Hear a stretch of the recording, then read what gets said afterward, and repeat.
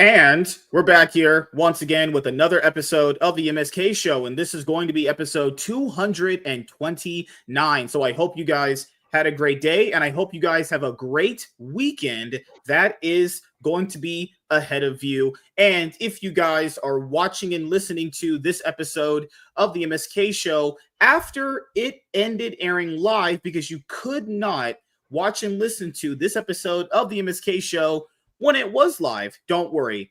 Always check out the replay, because the replay of all of these episodes are always going to be available to you guys. And I think someone asked me whenever we get like monetized and everything and we get like channel members activated, would I ever put like the shows behind paywalls? No.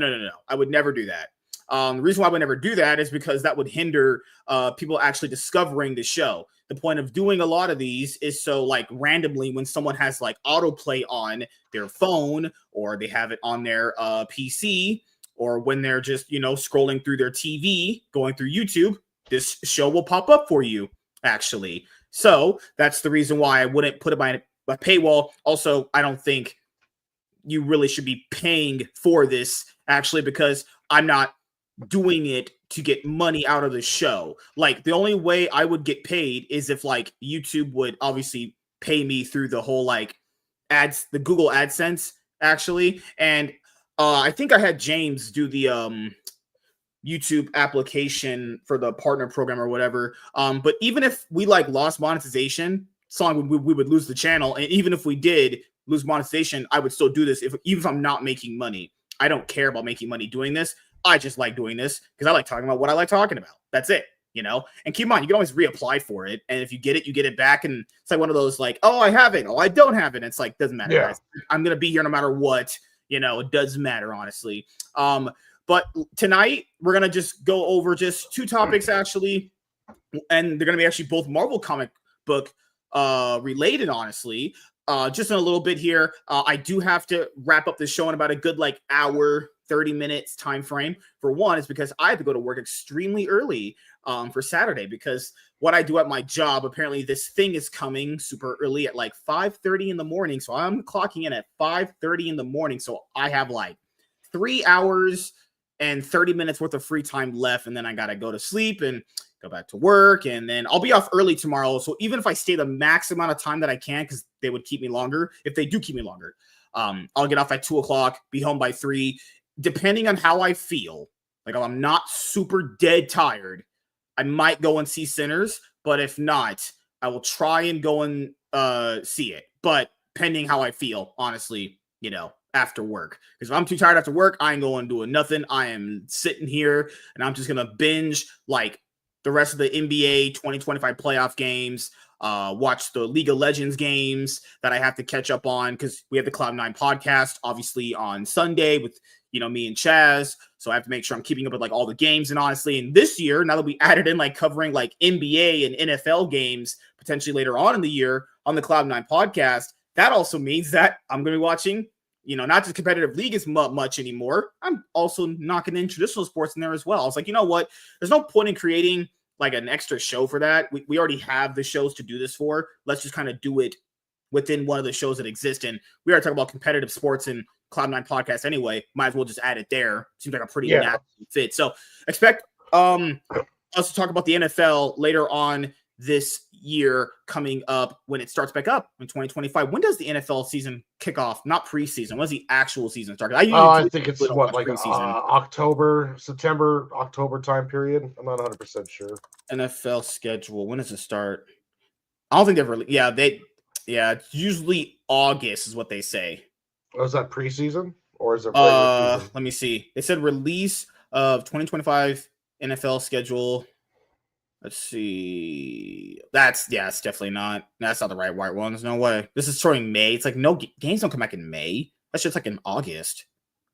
Like shit usually comes back in like they August just had the draft. Yeah. So let's see. Nope, nothing official yet. So we'll just wait for that. Why did I check a website? Why don't I go to their damn Twitter account? What is wrong with me? I'm old at this point. I'm literally old. But how are you guys doing in the chat? Hi, Professor Savage Dad. He started his comic book podcast long boxing on his long boxing Rumble channel, and I told this man literally put it on YouTube. Just literally stream your stuff on YouTube and Rumble and X. That's it. Like he did with Dadcast, but he didn't listen to me. I'm like, man, I'm trying to help. I'm trying to give you clout. I'm trying to help you grow. Put long boxing on your damn. Make a YouTube channel for that, you bastard. Oh my goodness. Rumble is a place where people's content ain't getting viewed there. You know, like I have an audience there, and I'm not gonna take it away from people that do watch it there. But it's like that having Rumble as an option for content is literally just because the other option is Twitch, and I'd rather just choose Rumble. Being completely honest here, you know, because I don't like Twitch. Twitch has gotten weird with its monetization, anyways, lately, and I don't know. It doesn't seem like that. Lies. It doesn't seem like that's as viable as it used to be. But yeah, I mean, just start a YouTube channel. Yeah, I have one, but I don't put anything on it, so I gotta start working. I gotta start doing that shit. I'm gonna have to get the one started for Yu-Gi-Oh! Maybe tomorrow, when I'm feeling inspired, I'm gonna finally do the intro video for my Yu-Gi-Oh! Return. People have been asking me for that. People on the comic book channel will subscribe to me. They'll go like, "Oh, you used to do those market watches." I'm like, "Yeah, it's crazy." If anyone actually watches on the replay and hears me talking about this, I don't know if there's actually a way that we can do the market watches the way that I did them back in the day. There were market watches literally within like an hour and 30 minutes where Yu-Gi-Oh! Was literally 30 minutes at the end of the video, and we were just talking about porn for like an hour. I don't even know if we can do that anymore. Might not even be possible, if we're being honest here. Hi, Prof again. Hi, Sparkles. How you doing? Go to bed. Oh my goodness. See, Sparkle said you were the man. You were her ex-husband, something. I don't even know what she said. Oh, yeah, we're getting a divorce. My love of Baby Yoda is driving us apart. God, man. Goodness gracious. He doesn't like strong women. Fuck no. You know, strong women? Nope. Hell no. I like strong women that can be feminine. Lies. You know what's crazy? Like when dudes say big buff women can beat me up. No, they can't. It's actually no. They might be able to hurt you a little bit, but literally, if you put in like any effort, they'll get folded. Just being honest here. The strongest man, can he lift like what 1,000, 1,200 pounds, whatever? Like something the strongest woman can lift like what 500 pounds or something like that. Yeah, guys, there's a massive difference there. If you put two equally skilled male female size the same, yes. But if like Gina Carano in her prime fought you and me at the same time, she would kill us. We'd take her. No way. No way. She would kill us. No, not even. No. She would roundhouse kick you, and you I would catch it like Batman. You would fall out of the ring. You ever saw Batman the animated series? If someone kicks you and you can't catch that, work on them reflexes. You're old. You aged. No, oh my god. You would probably get half a sentence out. And she would kick you out of the ring. Are you one of those guys that believes it's like the gorilla would beat 100 men? The gorilla would beat 100 men. Easily. We're talking about a silverback gorilla. These things are just monster trucks with fur. No, it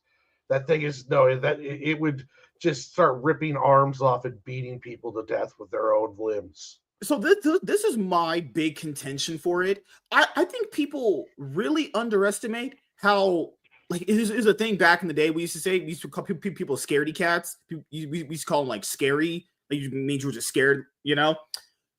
Guys, the average, like, there are dudes out there that get freaked out by bugs. Like, they're literally scared of cockroaches. And you're going to tell me the average man is about to fight a silverback gorilla?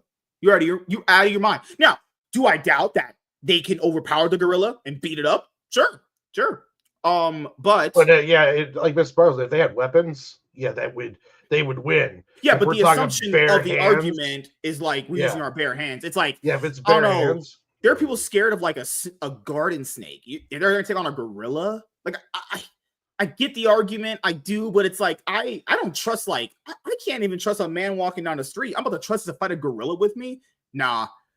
Gorillas.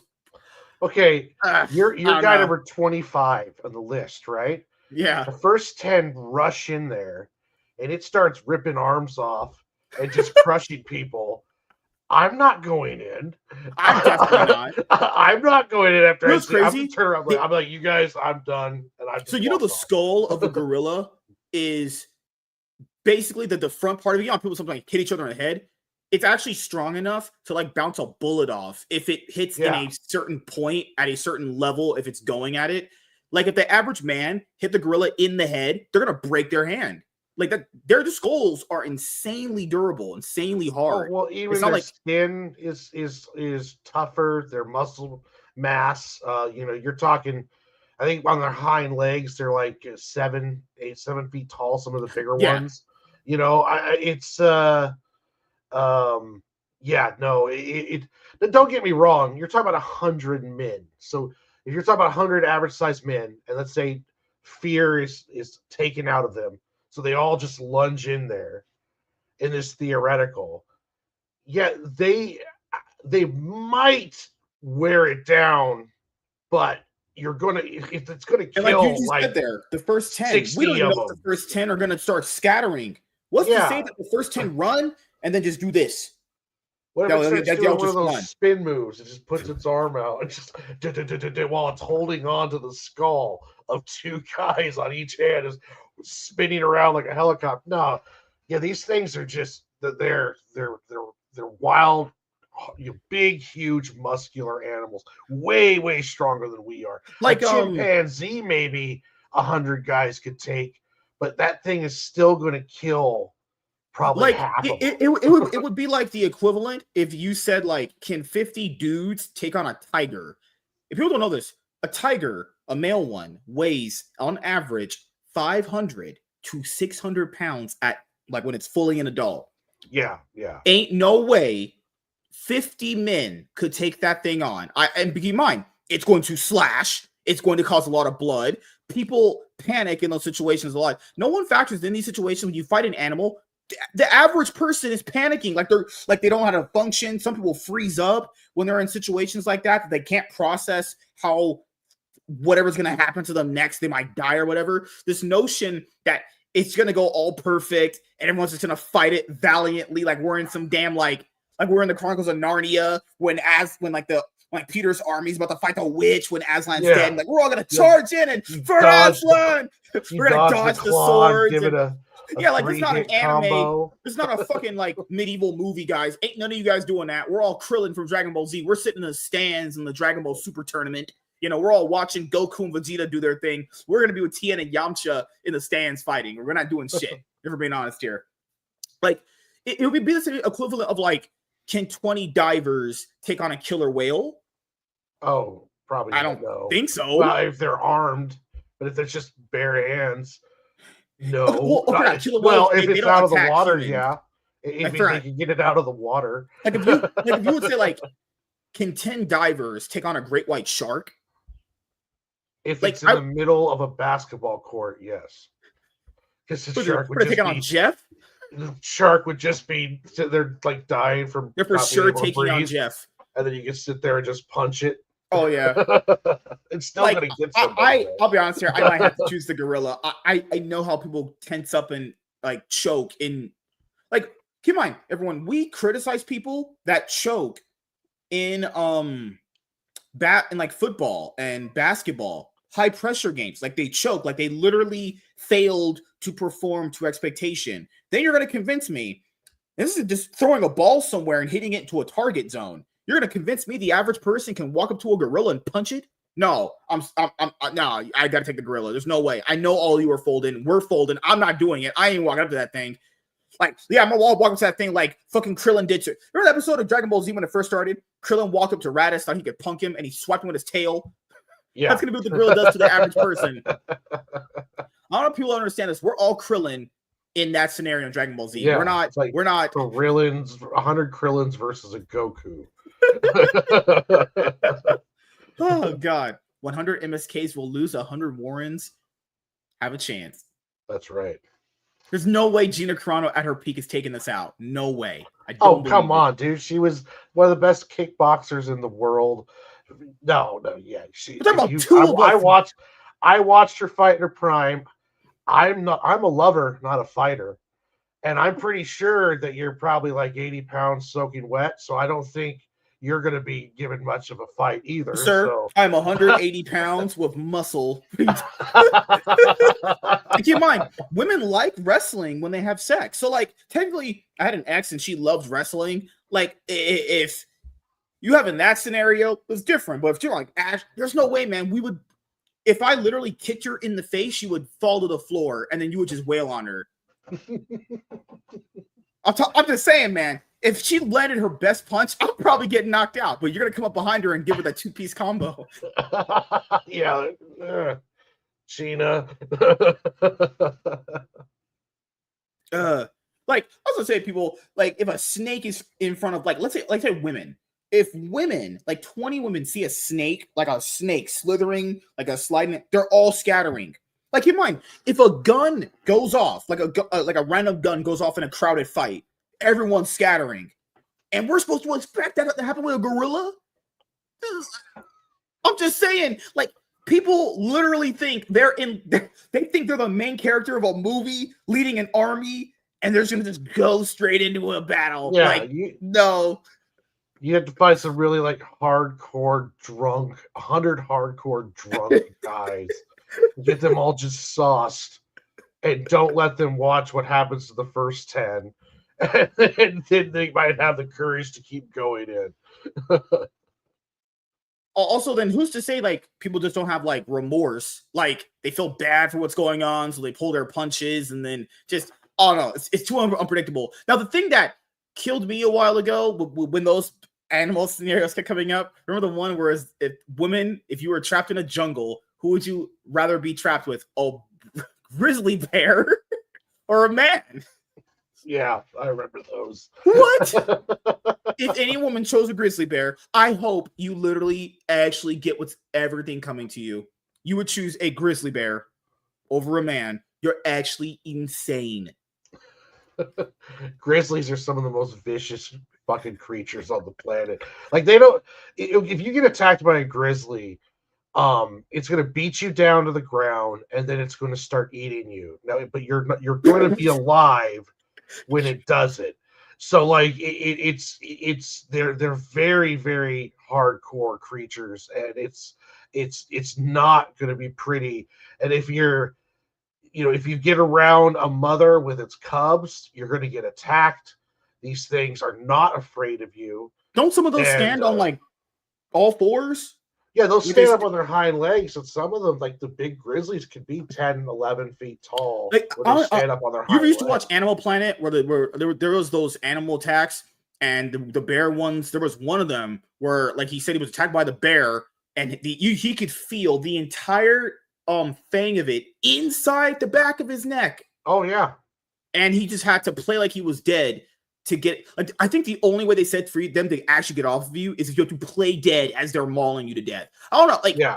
I guess the girl's thinking, oh, if I'm trapped with this guy, he's gonna, like, grate me. And it's like, yes, theoretically, if you're trapped with a insane weirdo, but you're talking about getting trapped with just a regular guy, a regular human. Like, keep in mind, if that guy ever goes to sleep, you could bash that guy's brains in with a rock. That was their point, was that they would have a better chance of surviving the bear because there's so many bad men that you couldn't randomly pick one out. Like, and it's most likely he's a rapist, terrible person. Like, that was their thought process, was that men are so bad that you have a better chance of finding a gentle bear than you would a good man. And that was kind of like what they were doing as the feminist strikeout. It's like, well, I'd rather be with the bear because I have a better chance of surviving than with some rapist man, that kind of deal. So it was just dumb. I love the 100 men versus a gorilla thing much more than the bear thing. The bear thing was kind of funny, but it was also kind of silly, kind of more of an eye roll.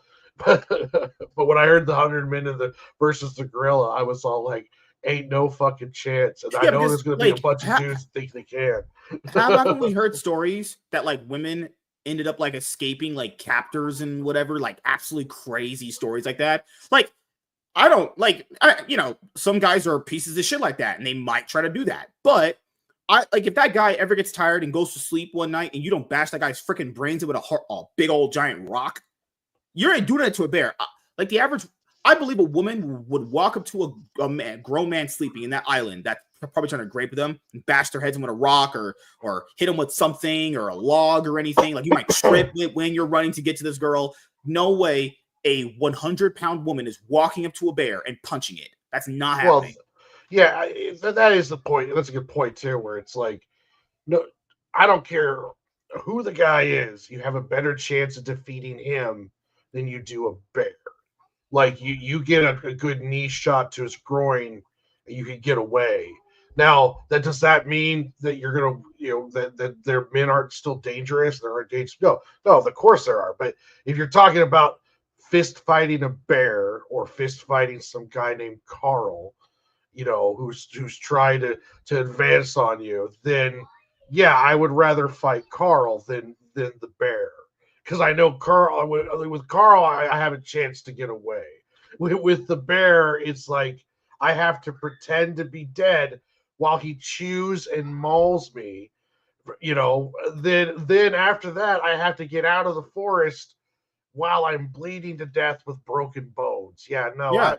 Give me Carl, and I'll take the dude. Work on that. Yeah, and if that guy's dude, I swear, like literally, there was that girl, not Casey Anthony. It was another girl called Casey Dugard or something, where she was captured at like 7. This guy raped her or whatever. She had like kids by this person, and at some point when she was like 13, she like escaped, and they got the cops called, and they got the kids and everything. It's like that's a 13-year-old captive little girl. Was that that movie that it was a long time ago? Well, I think Brie Larson made a movie about that. It was on Doc. I remember it was a Dr. Phil episode. It was a white girl. I remember she was captured by like a Mexican guy, not an actual illegal, just a person who was born here.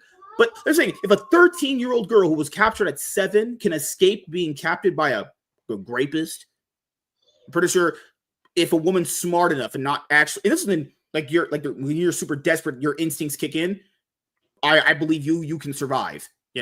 Like against a bear, nah. Most girls are folding, if not dead. Yeah. Not even close. And hey, just because I'm a nice guy, you get stuck with me in the woods doesn't mean we're surviving. Because the most I know about camping and surviving is what I watched on Survivor Man and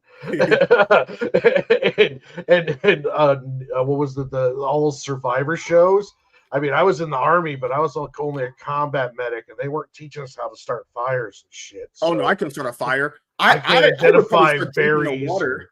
It was crazy. I probably start drinking the water. That should probably kill us. Oh, you'd be dead in the first 3 days. You're shitting yourself to death because you drank the dirty water without sterilizing it first. 100 MSKs versus 1 Warren. I'm picking Warren. R-worded me. What? All right. I would just get the gorilla high and chill with it. We won't have to fight. Oh, God. But yes, everyone, we'll be getting into our first topic here in just a moment. Let me pull it up. So there's been some interesting developments amongst a lot of things recently, but I know a lot of you guys will really enjoy it all. I think last night we had a big, giant, long discussion on what was his name? It was Godfo Universe's tweet. I was going to finish the rest of that. Undeniable art and subjective views of art. Objective and subjective views of art. So let's see. Let's finish up the rest of it. And I have one more tweet to go over from the guy's name is Dave Brink. He does the Perfect 10 comic books, I think. I've heard of those. Yeah. I haven't seen. I've heard of him. Yeah. So we left off at this part, I think, right? Yeah. Yes, you would do that one. Yeah. This one we did, right? Yeah, we did do that one. Okay, so we're on this one right here. So continuing off from last night. So if you want to see part 1, just watch the previous episode. Does beauty not exist? Should humans go extinct? I don't know how this applies to art, buddy. And keep in mind, beauty is in the eye of the beholder. It's always been a saying since like fucking hell before we were even born. It's been a saying.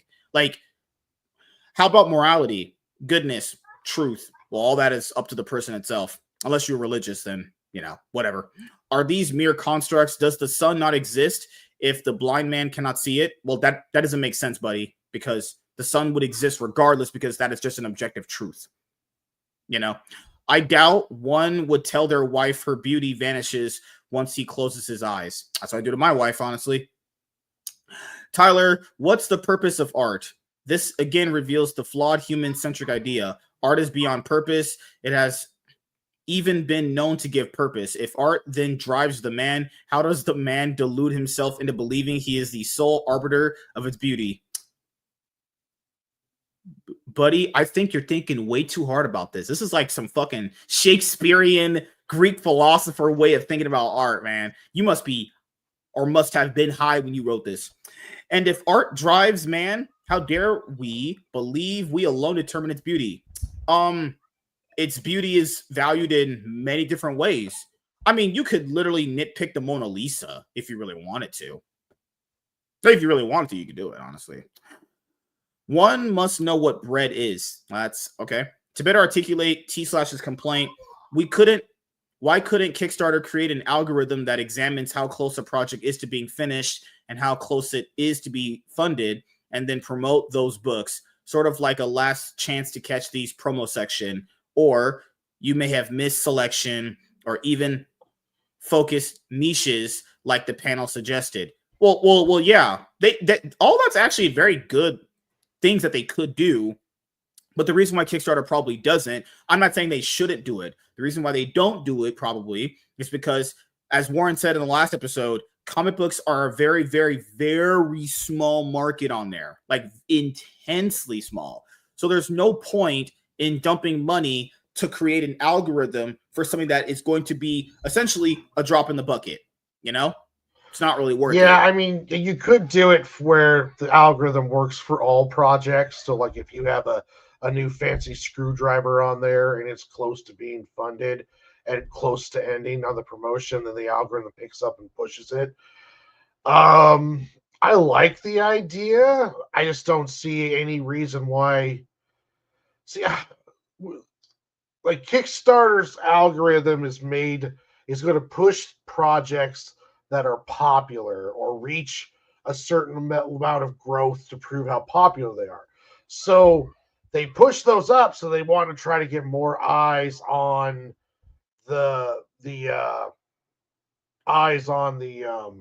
on very popular deals and try to get more people to go to them. So it's like you're asking them to go, well, I want you to go through and find every project, and every project that's like within a certain margin of funding, then push it on the algorithm so more people see it. Yeah, I agree with it. I don't see I can see why they didn't do it, but at the same time, though, it's a good idea. It wouldn't be a bad thing at all to have like even a column on the side, or like you said, like a tab where it's like, let me check out projects almost funded, and then you go to it and it has a list of all these almost funded projects. The same way YouTube does it for like YouTube channel customization. Like you have the For You section where like a channel's content that you haven't seen yet, they customize like the best videos. It'll be for your experience. That'll be basically what you would need, like the essential videos randomly sorted to what you may or may not like about it. But that's the thing, is like asking that kind of company to invest that much resources into doing that is just not going to happen, because they're probably going to look at the financial side of it and go, this doesn't make sense dollar sign wise to do that. I'm not saying that they shouldn't do it, like I said earlier, but that idea would help out a lot, but it's just one of those things where if you're on Kickstarter, you're hoping that, hey, how many backers are actually backing this? Is it like you essentially hope that there's enough people on the platform to back your book, regardless of if you think it's not getting enough, But on Indiegogo, like you said, previous episode, people get shadow banned, and you basically just have to literally link them to the page because they just shadow ban campaigns and they don't promote them at all. I haven't seen shadow banning on Kickstarter. Does that happen? I mean, I don't know. If I haven't heard of it. I know Kickstarter has canceled some campaigns, but that's usually due to either some kind of sexual content on their page, like they don't censor properly, or they put too much. Like you could have nudity in comics and be rated R on Kickstarter, but you can't show it on the campaign page. So some people screw up there, but I haven't heard of shadow banning. Now I know the reason why the Comicsgate guys went to Indiegogo is because Indiegogo was refusing their projects, and I believe they were refusing their projects and they were having problems with them because of politics. But I haven't heard much else from that. I know that the only thing I have heard of is canceling, like just ending a campaign right in the middle of the campaign, and I've heard of them refusing to allow campaigns in the approval process over some really weird shit, but nothing like Indiegogo. Indiegogo, like you could put in someone's campaign in the search bar and not find it. Like it is bad to their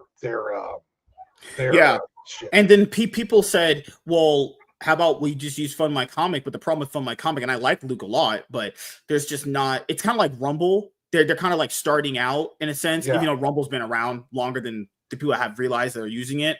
But there's just not enough foot traffic for just comic books for a comic book to be on there and get a lot of money. You know, if you have a active audience and you can talk through them through a Patreon or through a Discord along those lines, and you have like 100 to 1,000 followers who are all like, yeah, I would go buy your book on Fund My Comic, then I would suggest do it, because I believe the fees are better, and the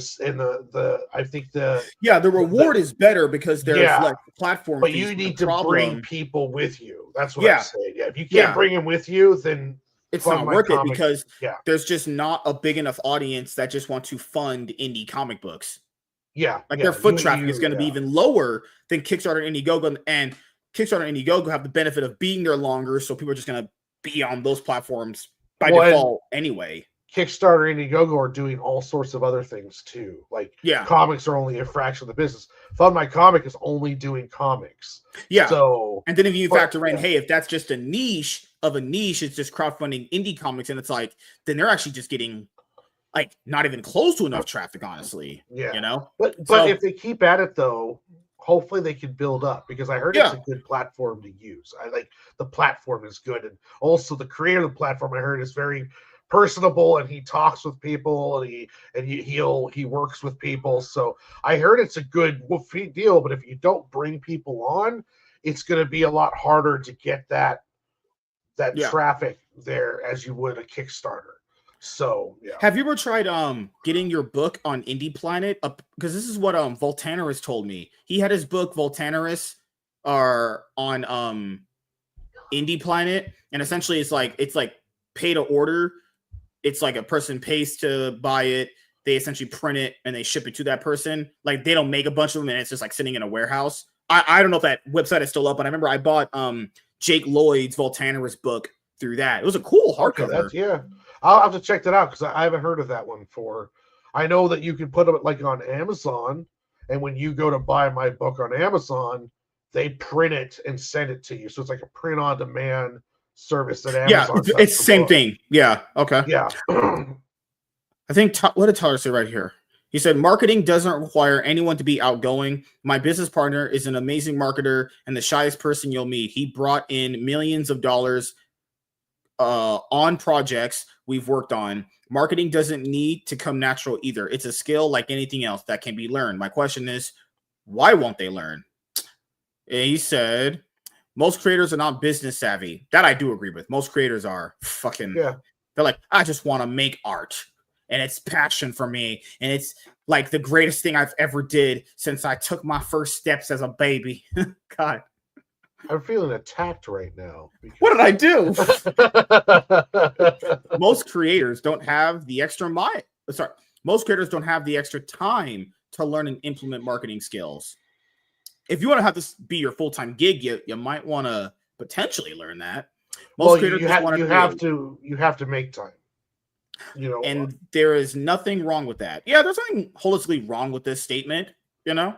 But I would, if someone wants to make this their full-time gig, it would like be of your benefit to learn marketing skills, because as we said, like in the last episode, most people just don't have like personalities that are going to be like something that the general person is going to find attractive enough to start following, because as you said, most of us are like just super shut-ins that literally just don't go outside. So the personalities might be a little bit abrasive or antisocial, honestly. Well, and Tyler says there, it's like 100% nothing wrong with just creating. The thing is then don't complain about no readers and no sales. And he's not wrong. He could be a little crass with it, with his opinion, but he's not wrong on it, on that at all. And it's the thing is, if you aren't getting readers and sales, then you have to learn marketing. Like marketing is what I've been trying to wrap my head around. And I realized that I have to take time that I would normally spend drawing to be marketing. Even if it's just one day a week, I have to say, this day I'm going to work on making a video and editing it and then get ready to put it out. Or this day I should be doing a live stream every once in a while. Stuff along those lines, trying to get people in, working on the social medias. And you have to take time away from making the art in order to do it, because marketing is almost like a full-time job by itself. So Tyler's essentially saying that you can do it, just you have to learn and put the time in to do it. And he's mostly talking about the creators that whine, like, and I used to do this too. Is like you whine about like marketing is like a foreign language and it's hard and I don't have the time and I don't want to do it. I can't learn it, and why don't people read my book and blah blah, that kind of shit. It's like, no, it's because of you and you need to learn. And yeah, it sucks and it's a lot to learn. It'd be hard to wrap your head around sometimes. But it is a skill and it can be learned, and you have to figure out how to do it. They're both not wrong, though. And then Inkverse says it's not a matter of complaining. Well, technically it can be a form of complaining, but the matter is that the workload gets harder and harder. And to some, it's insulting for some YouTubers to come and call creators who don't have years of marketing experience lazy. Indie creators are literally competing with everybody. Well, this is just kind of stupid here. Workload in life gets harder just constantly. Every year is harder and harder. You just have to just improve with it and kind of get with it, honestly. If you want to get better at this, streaming, making comics, whatever, the more popular you get, the harder it is going to be to do this shit. It's not going to get any easier. There's no time period. If you're growing and you're making a business out of it and you're making a life out of it, you are going to be working your ass off 7 days a week. Kiss your kids and tell them that you'll see them in a couple years. You know what I mean? It's like this is not something that gets easier, and I agree that you shouldn't be like calling creators who are having a hard time grasping it lazy. It's just a way to get what Tyler gets here. He gets 600 views and he gets people quote tweeting him, responses, traffic, eyes. This is what these conversations do. And Tyler is a master at getting people into these conversations. Yeah, and that does take a skill. It is a skill, and Tyler is a master of it. And I've watched him do it since I started doing this stuff back in 2016 up until now. And I respect the hell out of his workload and what he does. But yeah, he's skillful. Continued, and he said it only takes one social media post for all that eyeball to go somewhere else. That's just called competition. This would be a thing in everything if you were to apply that. When you have everyone competing for the same set group of eyes, well, that's what happens when you're competing in such a small type of audience like this. And then you have the drama. It gets worse if you are a new creator, because most people who give you a chance, unless you know a guy who can set you to, if it were 10 to 20 years ago, my points would be invalid, but now it's getting harder and harder to build a loyal fan base. No, nope. You just have to. It's this thing that a lot of people like this person just doesn't get. Yes, it could have potentially been easier back then to kind of build a fan base, but with that type of mindset, then why didn't you do it back then? Keep in mind, there were other avenues of creating a comic book fan base back then. They just weren't like, it just wasn't obviously as, I would say it's harder back then than it is now, if I'm being completely honest here. Like, people that were doing this like we were on like forums and all this other stuff. Like, people had to do podcasts through Skype and all that bullshit. Now, I would say it's way harder back then, given how technology has advanced to do all this stuff way better now. But this is the thing is, people like this come into doing these kind of things, not creating comics, I would say like social media and getting a fan base. They come into it new and they go like, damn, it's really hard to get a lot of people on my stuff to watch it or view it or read it. It's like, yeah, the mindset that people have where it was just going to come naturally is just not, I don't know where that comes from. I truly will never know where that comes from, where people just think just because they're doing something that people will just be coming to flock to your thing. It's just not a thing. And what I realized too is that it's mostly just creators supporting creators. I mean, isn't that what most people want? Isn't that don't most people want like the creators to help each other grow? I thought that was the common sentiment that never gets really fully realized, but I thought that was just a common thing. And when that's not the case, it's a lot of gooner content, sex appeal. What's wrong with being a gooner? What the fuck? What's wrong with looking at hot naked ladies? I like hot naked ladies. What the fuck? Sound like I'm some Christian because it's not art, MSK. Looking at naked ladies is not art. Good Lord.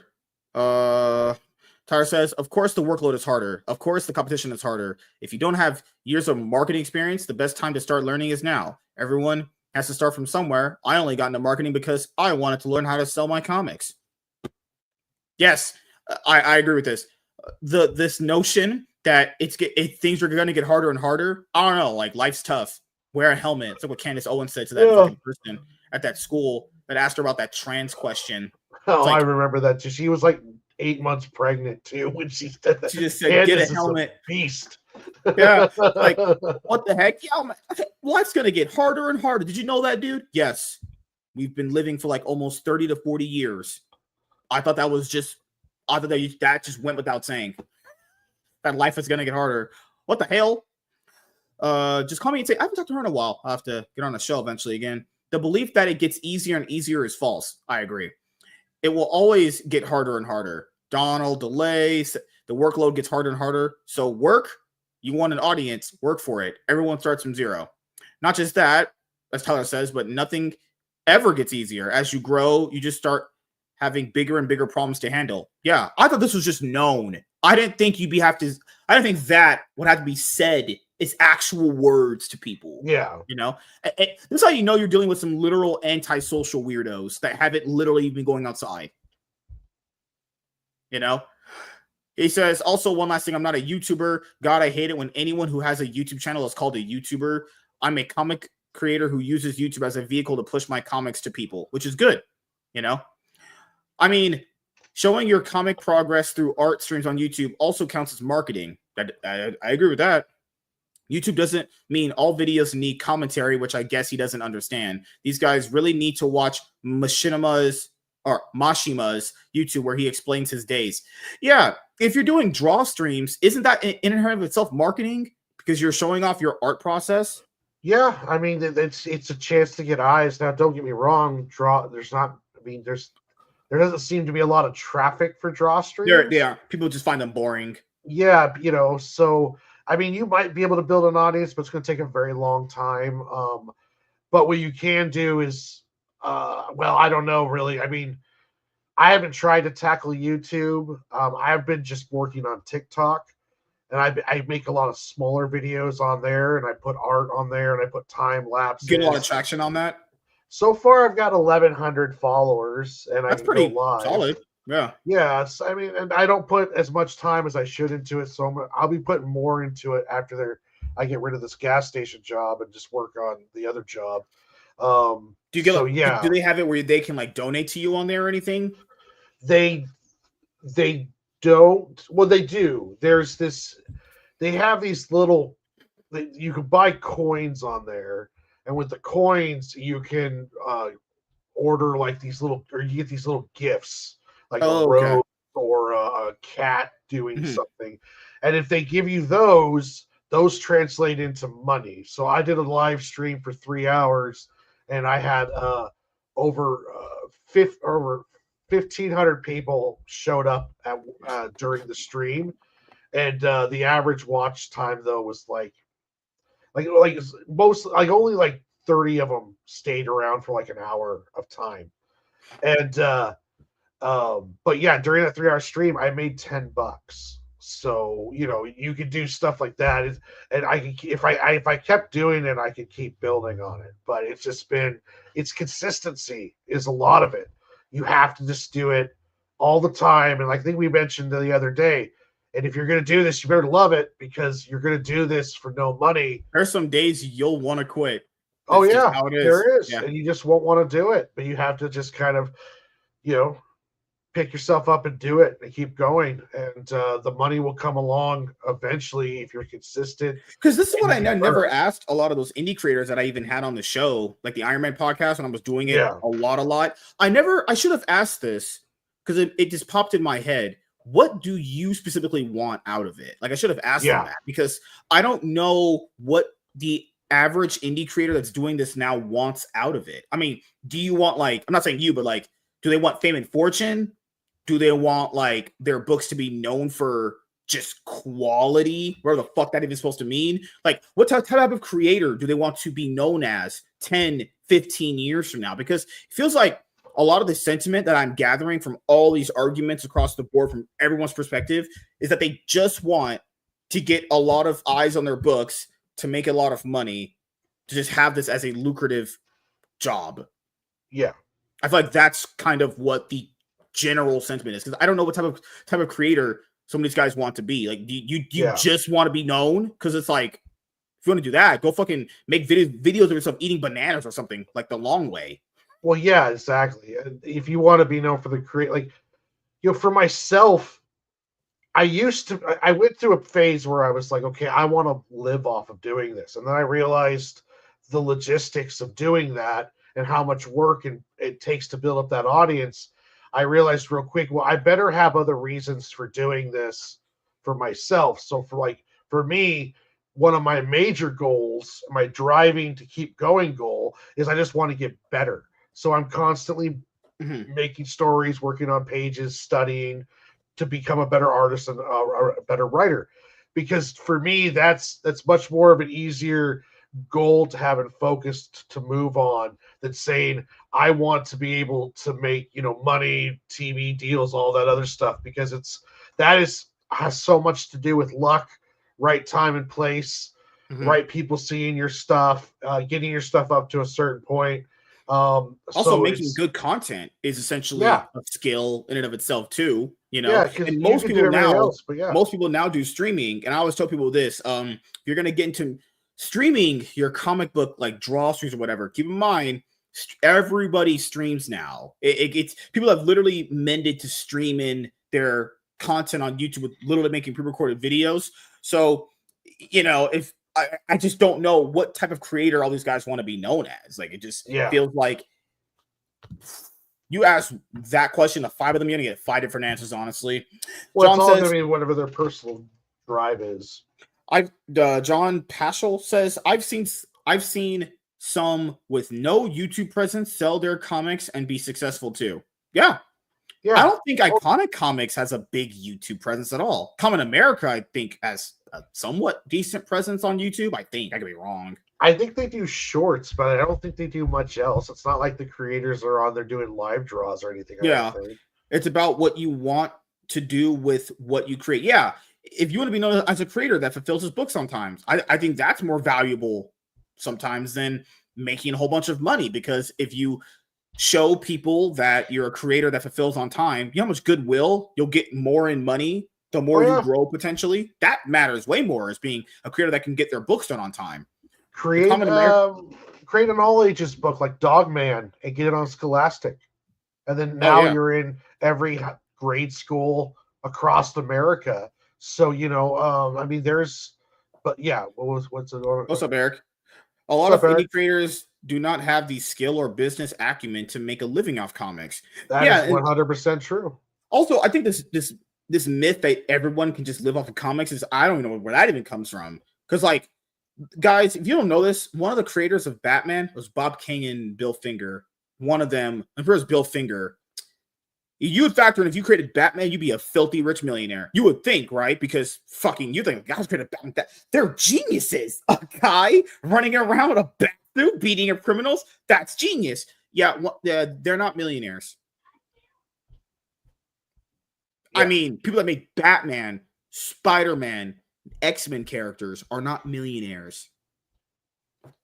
So if these people are literally, we herald them as geniuses, made some of the best heroes to ever exist, some of the most known characters you'll ever know in your life. If they're not millionaires, I don't know what you think you could get out of this. If you're talking like that higher upper echelon, yeah, that's not possible for a lot of people. That's just not. That's just crazy. But if you could make a steady, I think the goal should be to make a steady income off of it. That should be the ultimate goal. Like, you could pay your bills all off of this. You could live off what you make on comic books. That should be the goal, honestly. Yeah.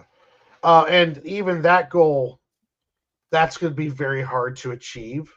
If you look at any of the comic book artists who are doing it full time, they have paid for, or they have they instruct classes where they'll have like lesson plans that people can buy. They're selling commission art. They're doing jobs for other people, as in covers, and they might be helping design a video game. I mean, there's these creators are never just like, I create this comic and this comic makes me money to live. It's diversifying a lot, and it's not going to be just doing your book and then putting the book out in the ethos and then it doing popular. You have to do a lot of work behind it to get it out there and to get it to be seen, Oh, true, Eric. There's a skill to sequential storytelling, paneling, page turners. The use of splash pages and double page spreads are important in comics. And if you master it, and keep in mind, it's not even just the artists and writers that help with that. It's editors, and there's letters and all that stuff. It's a team effort if you're talking like, mainstream stuff. But yeah, just Donald says the common American guys have no YouTube presence and they manage to build their audience just fine. It's hard work is a lazy excuse by lazy people that don't want to work to grow their audience. They want one handed to them. That's what indie is about. You yourself are making and selling your stuff. No marketing department to help. No corporate printers to use free of charge. No sales department. It is you and you to handle it. Yeah. But the thing here, I will say is, because I know there's some people in the indie space, I've seen their accounts sometimes where they're like, I have no YouTube channel and I sell my book. You're in the fucking from a niche. It's like, if you're someone that can't even do it without YouTube, congrats. That sounds awesome. Yeah. But let's be honest here. Some people aren't going to be that lucky, and you need a social media presence, Yeah. Well, I think it's kind of silly to think you're going to be living off of it right away anyways. Like, that's crazy. I had that kind of pipe dream, but it's silly. Like, I work a full-time or I work a full-time job. I make my comic book, and I tell you what, hold on, when I go to work, what the hell? That's when I go and grab my comic and I go to a convention and I got little kids and I've got adults coming through and people grabbing the comic book and they're enjoying it and they're laughing and talking to me about it. That's, to me, that's awesome. Like, I can, I may not be living off of it, but I'm still, I'm having fun doing it. And it's like, the more people I meet, the more people I can get the book out to, do more conventions, build it up. I mean, I can start building an audience and never do a YouTube channel or any of that stuff. But it's going to take time, work, and love and passion to do it. And it's with what Eric said too. The skill of storytelling, sequential paneling. Yeah, it's not a skill that a lot of people are mastering in, but they're all trying and learning at it. And Yeah, the with thing the is, indie like books, you just said, they don't have the patience for it sometimes either. It's like you gotta have patience for this stuff. Like people just want like, I don't know, lightning in a bottle really fast, and it's like, no, some of the stuff you're gonna have to be patiently working for and having the time to let your craft grow. Like no one wants to grow their craft. It's like, oh, I just have to be the best at it right now. And if I'm not the best at it, then it's all fucking going to hell and it's all burning down. It's like, that's just crazy. Yes, some people do it because they want to be famous. They want to be popular, or they want to be looked at. Some people do it like me, where I have a stack of books on my drawing table about just perspective and a baby Yoda. Anatomy and learning paneling, and I study the greats on how they construct their pages, and I've got books, and it's I watch movies and see how scenes are set up, but not everyone does that. But there's a lot of the do, but there's also those out there who think, okay, I'm going to come out, make a comic, people are going to like me, I'm going to get a Netflix deal, and then I'll be remembered forever. But it's like, no, you have to constantly be working on your craft, and then you have to create something to be remembered. There's so many of them. There's 3.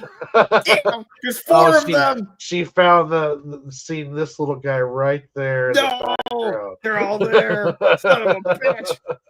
Oh, yeah, man. Well, it's WZ said what I learned about comics from you guys is that it's crazy.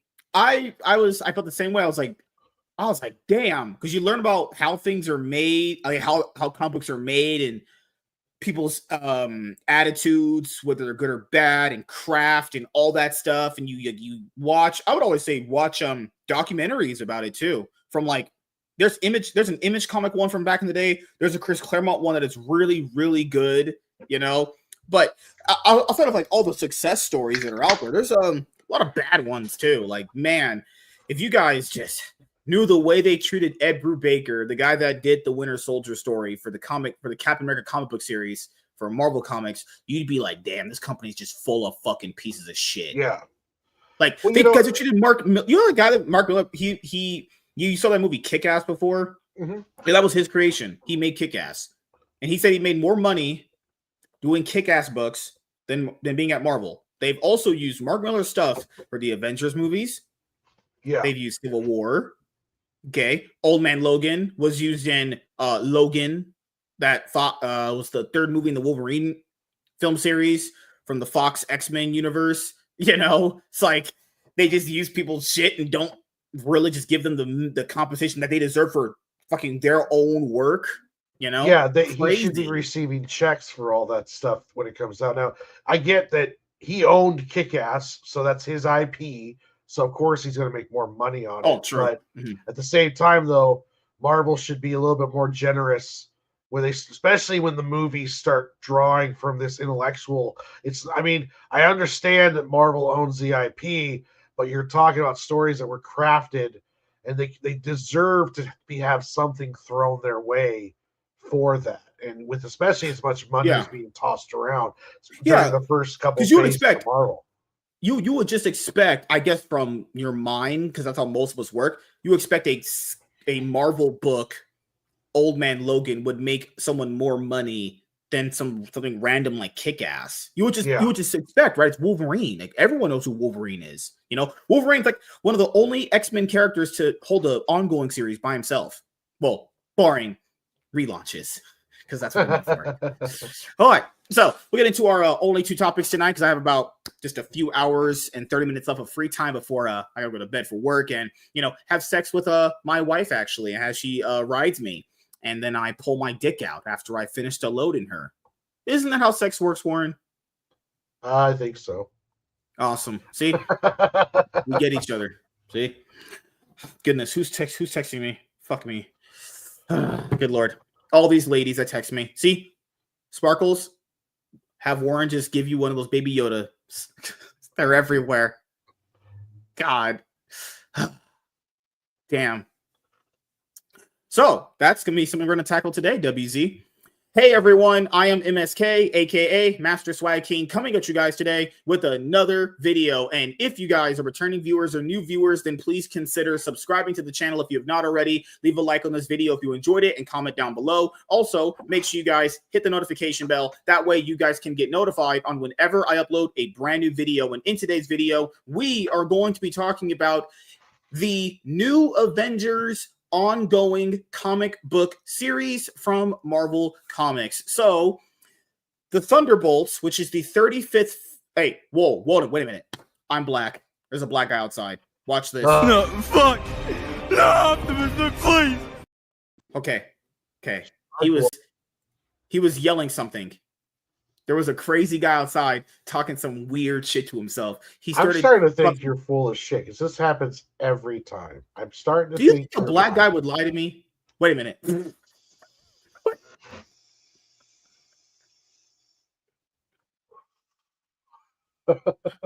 I need to get higher for this. Oh no. Then again, my brain is fried. All right, we're only going to get one shot, one opportunity. Well, we miss opportunity, but we're going to do these all in one shot. Don't worry, guys. Quality content is what we do here. Hey, everyone. I am a black guy, and I'm going to fuck your wife. I'm joking. It's not a take. It's actually not a take. It's not a strike. What the hell? God, don't worry. Vin Diesel is out here. Shut up, bitch. God. Oh my God, you remember the stripper video where this girl's like shaking her ass in front of a dude and she shits in his face? I have not seen that. You should watch it. It's one of the funniest videos ever. She had like some loose ass. God. I would never go back to that strip club ever again.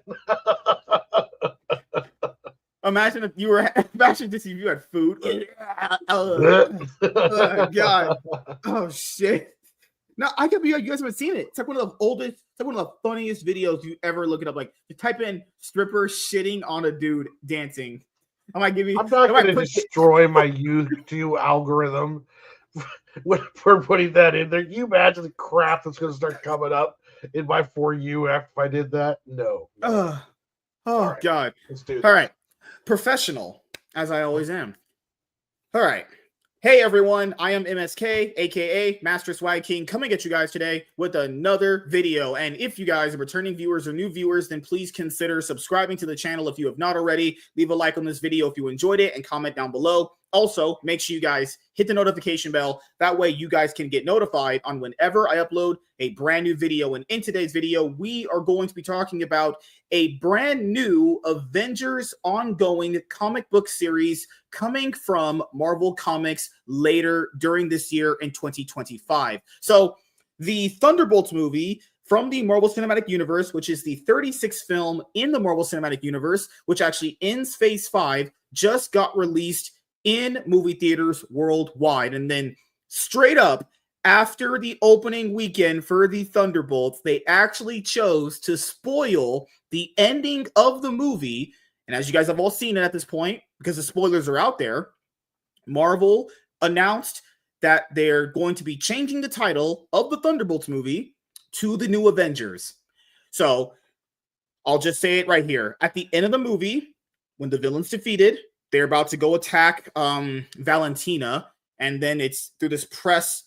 You know, they have this like that press bullshit generally. So they all run to attack her, and then they go through these sheets, and then the press is there, and then Valentina announces the Thunderbolts. Here is the New Avengers. Yeah, I'm not shitting. That's literally how the movie ends. So basically, just devaluing anything what it means to be an Avenger, about, you know, how you become one versus like, why are these guys the Avengers? And it also highlights Marvel having no faith that this team could just be its own thing. And I understand from the comic books, you know, the original Thunderbolts team, I think it was created by Kurt Busiek, if I'm not mistaken, actually, I think. And I think one of the original members of that team was Baron Zemo, as you guys have said. So don't go watching the movie expecting that, because that's not happening, obviously. And I would just imagine that Marvel didn't even compensate Kurt Busiek well anyway, based off their history of not compensating, you know, the creators for creating the, you know, basically the characters and the story arcs that they're going to use for the Marvel Cinematic Universe movies.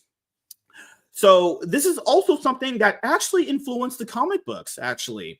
So Marvel announced a new Thunderbolts comic book ongoing series back all the way in March, actually. Okay.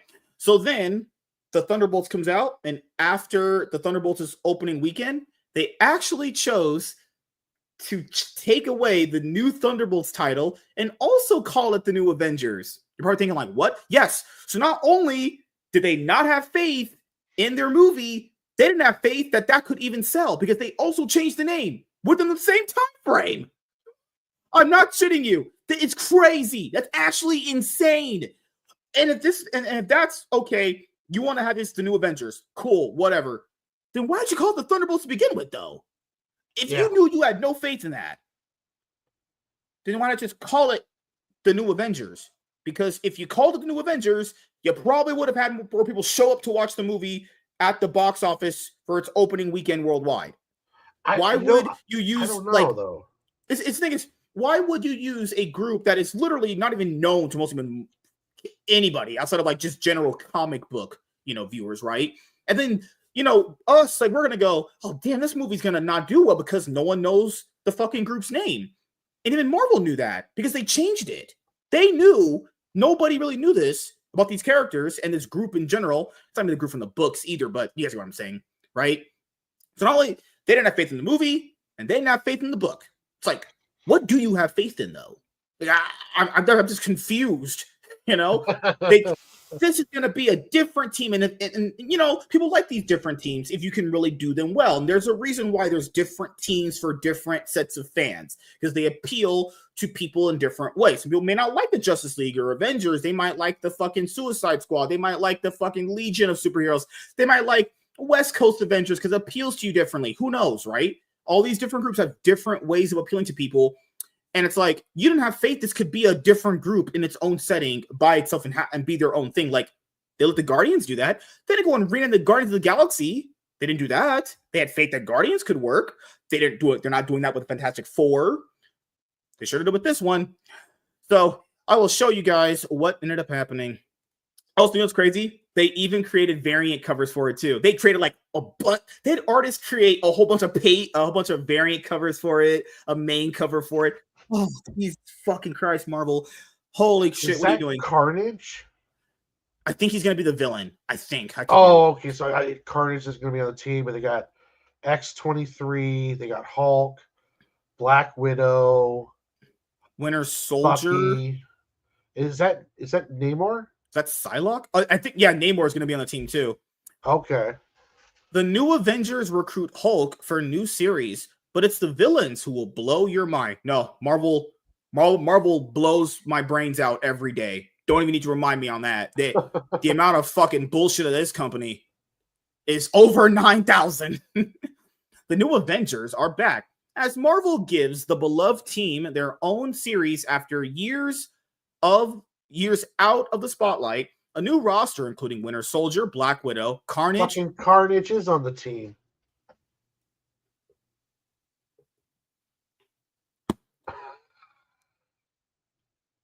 Is it Carnage Murderer? is on the team, and they call Cassidy. And X-23 is just Wolverine now. She's just She is the okay. So what? Where's? Okay. I like to dissect girls. Did you know I'm utterly insane? What the fuck? They're doing crack! Good Lord. Lead to some interesting stories, I guess. Who's in Carnage? Who's in the symbiote? Is it still that crazy serial killer, or is it someone new? Just imagine Carnage can be on a Avengers team. I thought Carnage was killed by Sentry. Carnage, Wolverine, Clea Strange, Namor, and the Hulk will assemble. But wait until you find out who they're up against. Fresh off recent events in the MCU, Marvel is releasing a new volume of New Avengers. Marvel promises a revolutionary new era of Earth's mightiest heroes in the spirit of the original team created by Brian Michael Bendis and David Flinch. The publisher is calling this team Earth's Deadliest Heroes. Oh, chef's kiss on marketing there. So spicy, Marvel. Good job. As they go up against a threat that can't be allowed to survive. And this is the cover A that's out there. Looks cool. This looks cool. I'll give him that. Release date June 11, 2024. Writer Sam Humphries. What a name. Artist Ton Lima. Cover artist Stefan Segovia. The Winter Soldier, Black Widow, Carnage, the Hulk, Namor, Clea, Wolverine. It's a group of the most dangerous losers, good lord, loners and anti-heroes in the Marvel Universe, and yet they'll come together as the new Avengers. In classic Avengers fashion, they'll assemble to take on a threat too big for any one hero to combat. Corrupt clones of the Illuminati. And in the spirit of Brian Michael Bendis and David Finch, decade-defining New Avengers run, this radical lineup will usher in a revolutionary new era of Earth's mightiest heroes. Marvel had previously announced that Humphries' series would be a Thunderbolts title. However, it's now been revealed that the roster will constitute a fresh new version of the New Avengers. Shockingly, the team are going up against evil versions of the Illuminati, a secretive group composed of influential heroes, including Reed Richards, Iron Man, Black Panther, Doctor Strange, and Black Bolt. Plot twist. It's been the New Avengers all along. No, it wasn't. This was called the New Thunderbolts. There's no plot twist here. That's not a plot twist. That's just, this is sad, desperate marketing. That's what we call this in our vicinity here. I promise surprises, and this is the first of many. It's a thrill and honor to continue the grand New Avengers tradition of team dynamics that are as explosive as the threats in this era, as two combustible teams, the New Avengers and the Killuminati. Oh, Jesus fucking Christ, man. That sounds like a rap album's name. It literally sounds like a fucking G-Unit album from like back in the day. Eminem's new album, Killuminati. Enjoy variant covers for New Avengers #1 below by the various artists here. So here's all the variant covers here. Some of these look very, very good. Like, will I be buying issue 1?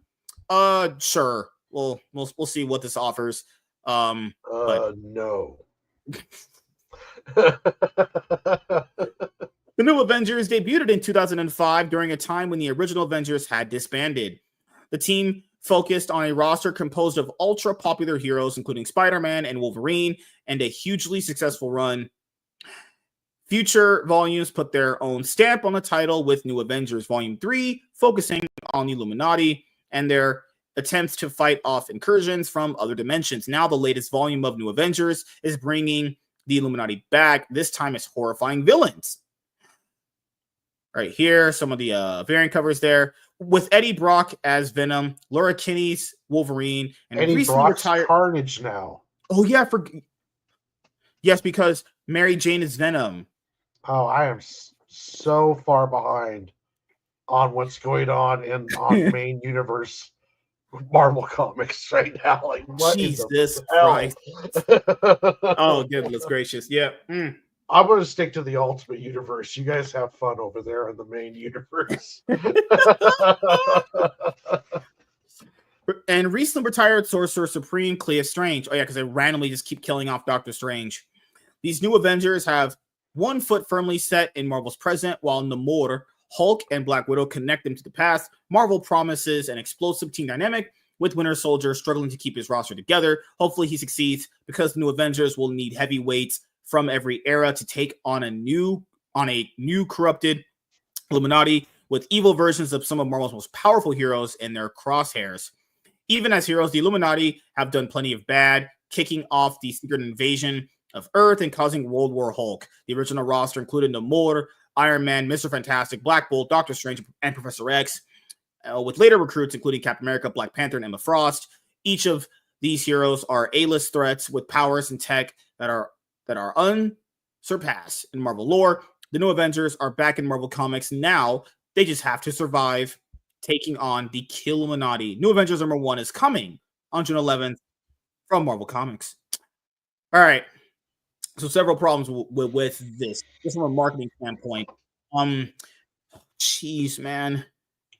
If this is supposed to reflect like a movie impacting a comic decision, this group outside of Bucky is not even what you watch. Let's say you went and watched that Thunderbolts movie, and you're like, damn, when this movie comes out, fucking hell, when this comic book comes out, go to your comic book store, and you're like, hey, can I get the new Avengers?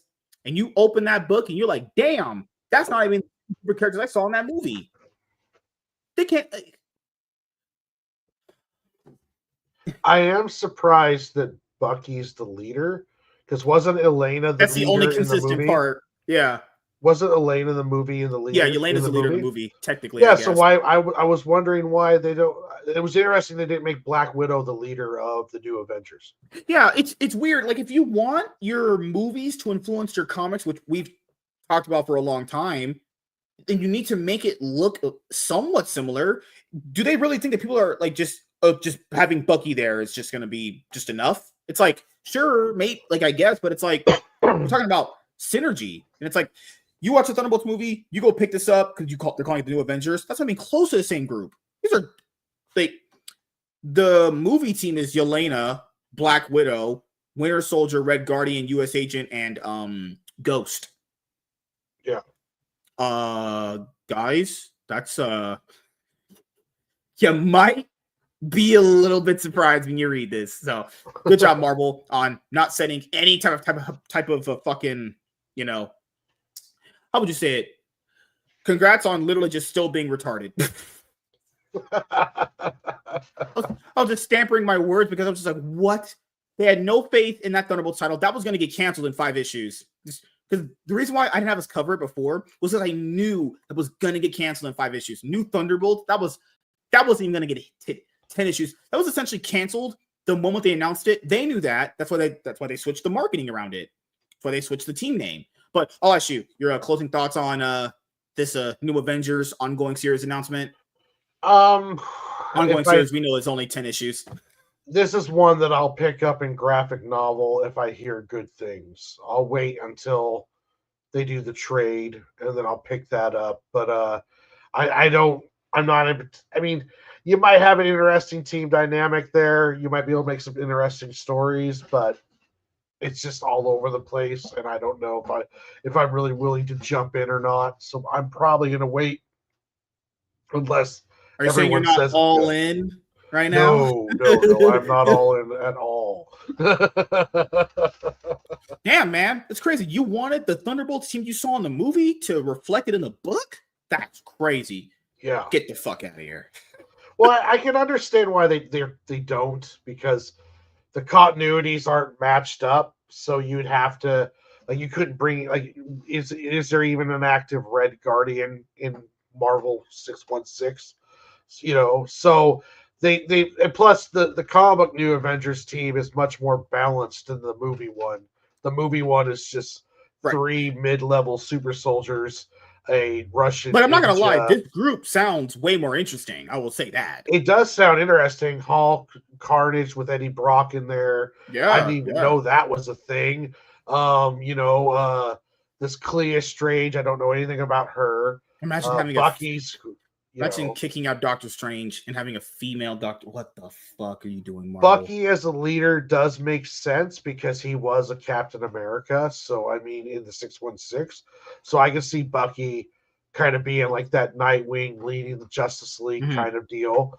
I liked the new Avenger run because I'm a David Finch fan and I was a Bendis fan.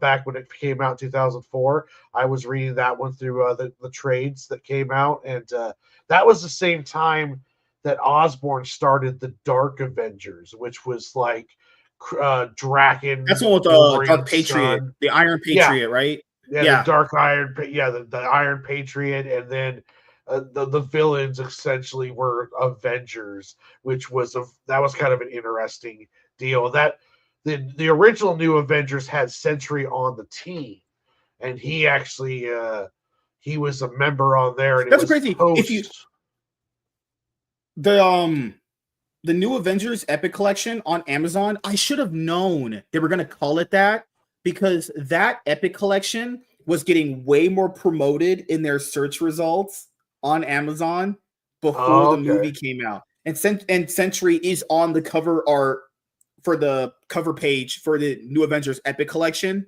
Yeah. As you said, he's a part of the group too. So yeah, that one starts off with a prison break that's off in the ocean prison that they got. I forgot what it was called. And Sentry was in that prison because he blamed himself for the death of his wife. And on issue 2, during the breakout, Carnage breaks out. This is the original Carnage. And Sentry grabs him, takes him up into space, and rips him in half.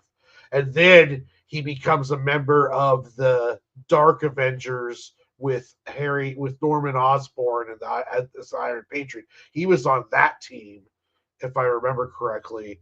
And then he was kind of like almost, well, he wasn't unhinged, but he was quite the powerhouse. So yeah, it was a good run, especially with really good art. So they have an epic collection of the new Avengers stuff. I might actually pick that up. But I don't. Yeah, the new team. I don't know. I've lost faith in Marvel. So, well, that's the thing is, it's crazy how. I mean, it shouldn't be crazy that the comic book versions of the teams are more interesting just from name alone and character alone than the movies, because the movie, they didn't obviously take the time to really flesh out what could have been a cool like new Avengers team or Thunderbolts team. It just the MCU is just desperate, guys, because they did that as a quick turnaround because they had no faith in the movie. And we'll see how the week 2 box office performs for Thunderbolts. But if you were looking forward to the new Thunderbolts comic book series from Marvel Comics, you will be getting a new Avengers comic book series in its place. Will it be an ongoing series, or will it be basically canceled at 10 issues? Who knows? We'll see how it goes. I'll get it. We'll see how it goes. I obviously have a thing that I can't announce yet, but there will be a chance that we can actually review there is a chance we can actually read and review the series as it is as it's coming out as a monthly, but can't unveil all of my secrets yet right now. To be fair, there is no secrets. I just lied right there. Or did I? Or am I a magician? Guess I have to find out. So thank you guys for checking out this video. If you guys are returning viewers or new viewers, then please consider subscribing to the channel if you have not already. Leave a like on this video if you enjoyed it and comment down below. Also, make sure you guys hit the notification bell. That way you guys can get notified on whenever I upload a brand new video. I'm MSK, aka Master Swag King, and we're going to sign out, guys. See you guys later. Peace. All right, we will start the next video right when this fire truck goes through. What's this guy talking about? If you don't think she's hot, you're gay. What the fuck? What? That's a dude. What are you talking about? Oh my god. I might have been trash talking on Twitter too hard, man. You're trash talking on Twitter while we're making a video? You are a very multi-talented person. Oh god, man. These dudes would literally have sex with a brick wall if they could. Is she nice to me? God, man. Will she cuddle me afterwards? This one won't be asking if to choose the bear. Oh, God. Wait 1 second here. Oh, my. I'll show you guys what I'm saying here in just a moment. Hey, this guy. Oh, my goodness. I'll have to show you right now. Jeez, man. These people are literally morons. I can't believe, like, the tweets where I literally type "have a good day," it is some good traction. But if I say something about Looney Tunes, like trans women, whoo, the hornet's nest gets kicked, and you have a bunch of people. Why are you out provoking trans people on Twitter? I'm not. You're just out there poking bears with sticks. Oh, God. So there was a thread. Oh, you guys should see this. There was a thread here. And I said, you like troon women. Sit down, you pathetic loser. Because this guy fucking there was a tweet, and he was like, this woman looks good as hell. I'm like, that's a dude. That's a fucking dude. And then, as you know, the response is whenever you say this is just, I'm just shit-talking this guy. That's really all I'm doing, And then you had a bunch of people. Yeah, you had some weird quote tweets and whatever. Trans women are gorgeous. It's like, no. But this person blocked me? Oh, I thought the person blocked me. No. Look at all that. Look at all that. Look at all that. Weirdos. This person, Kate Bush's partner, this literal crackhead smoking, literal incel of a person, always literally 24/7 on Twitter. It's like, if you don't think she's hot, you're gay. That's a dude. That's a dude. There's no she in that. That's a dude. That's a man, baby. Yeah. That's a guy. What if you're gay and think she's hot? What? Okay. Then you're a woman. Then you're bisexual. I have no idea what's going on. I really don't know what went on in this thread. What kind of weird rabbit holes do you fall block down? Me? You can get blocked in. Don't you know have you ever just gone through Twitter sometimes and you just went through threads and you're just blocked by random people you've never interacted with? You can get blocked. Because I haven't been in part of any of those blocks. She could fix me, but God damn, women are beautiful. I know I do get blocked at times. Back when I talked politics, I would get blocked all the time. Damn, dudes have big tits. That's Hunter, and he literally was born with a penis and has one. He's a dude. How do you what about this whatever? It doesn't matter if they had the bottom surgery, it's still a dude.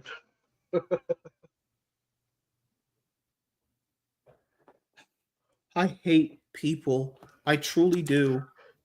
My brain is actually fried. Oh. God. Let's go over the last one. We'll knock it out of the park.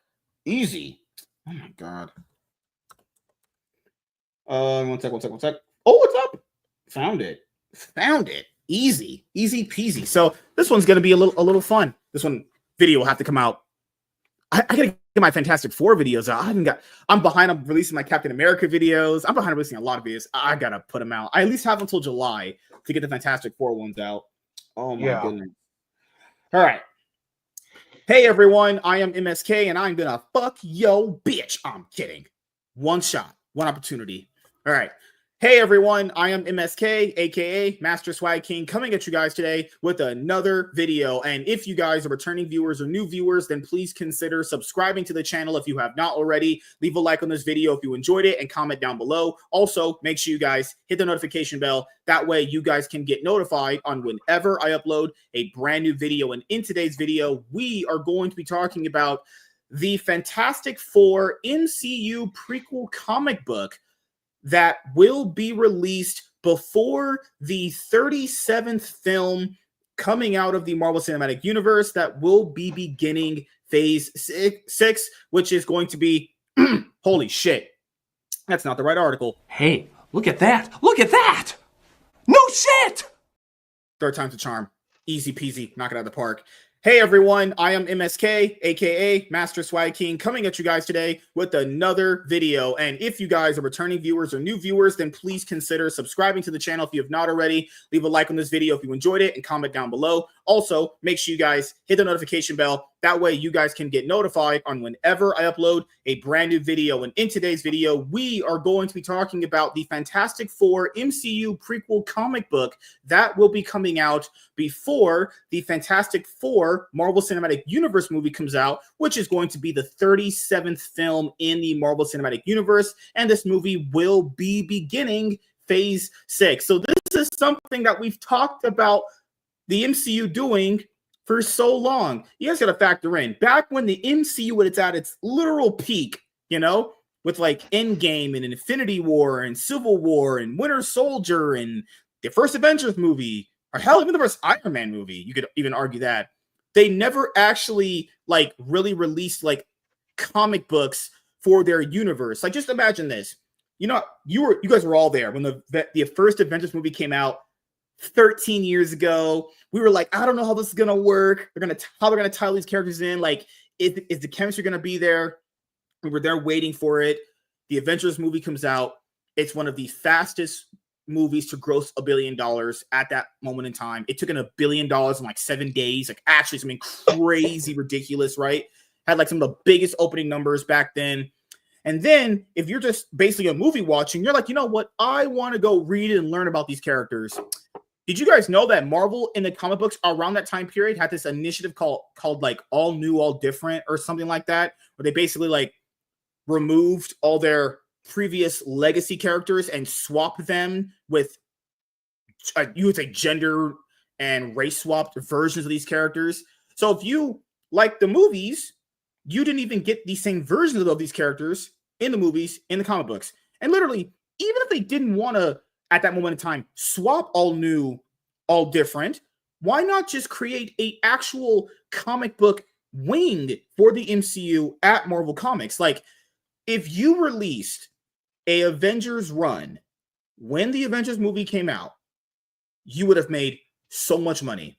Let's say you release comic books and all those gaps that happened when we were waiting for movies. Because you guys know back in the day, you guys nowadays get like 3 or 4 MCU movies a year. Back in my day, you had to get like 1 or fucking maybe 2 of them. Now you guys get shows too. And well, though, that's actually a benefit. Those shows are fucking actually terrible. But they never actually had any synergy with their comic books. And keep in mind, that might have been way too hard. Okay, I don't really agree with that.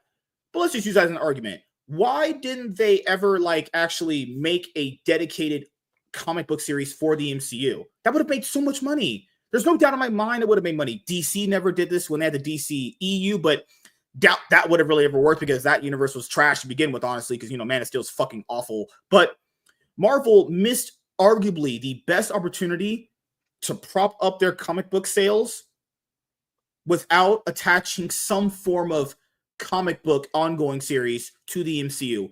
Might be one of the most biggest missed opportunities in terms of money for them ever. The amount of money they would have made off that is insane. Guys, there were Marvel movies that came out that did like $700 million. They weren't even like Avengers movies. There was just like Ant-Man movies. Ant-Man movies were doing like $600 million. It's crazy, right? Doctor Strange movies were doing like 700. You know, you could have released prequel comics for all of these to get people interested in these characters. They already had the interest. You could have got people to buy them. Why? Or this, why not have Marvel send the movie theaters comic books to give out to people? DC did this. I'll give DC credit though. They do give out comic books for some of their movies sometimes. I know with the Batman they did it, and a few of the other ones they kind of did it, you know, where they advertised the comic books at the end of a trailer. And like, I remember 2023, they did that with The Flash and Aquaman and Blue Beetle and Shazam. Great idea. James Gunn announced, hey, these movies I'm making for DC are based off these books. Books were all sold on Amazon. On Amazon, not in comic book shops, but hey, still sells for comic books to get people. Well, they were the graphic novels, and they were selling out like crazy. So, they had to do reprints and everything, right? Yeah. So imagine this. I don't think that there's not a possible way for Marvel to hinder themselves by having this as an idea that they can't somehow get people to be focused on their comic books from the MCU. They've never figured out that they can't really technically convert, because, you know, conversion rates from movies to comics is very, very hard. It's almost non-existent. But Marvel had a window to do it, and they didn't do it at all. You know, typically speaking, there's no actual like conversion from, hey, I go watch a Superman movie, then I go read a book. It's actually probably vice versa. The comic book person is going to go watch the movie and read the book. The average casual is not doing that. But Marvel had a window where they could have did it, and they're finally going to do it with the Fantastic Four. I would say this is too little too late, honestly, because you're kind of, what's that joke in Deadpool Wolverine? You're like entering the MCU at a low point.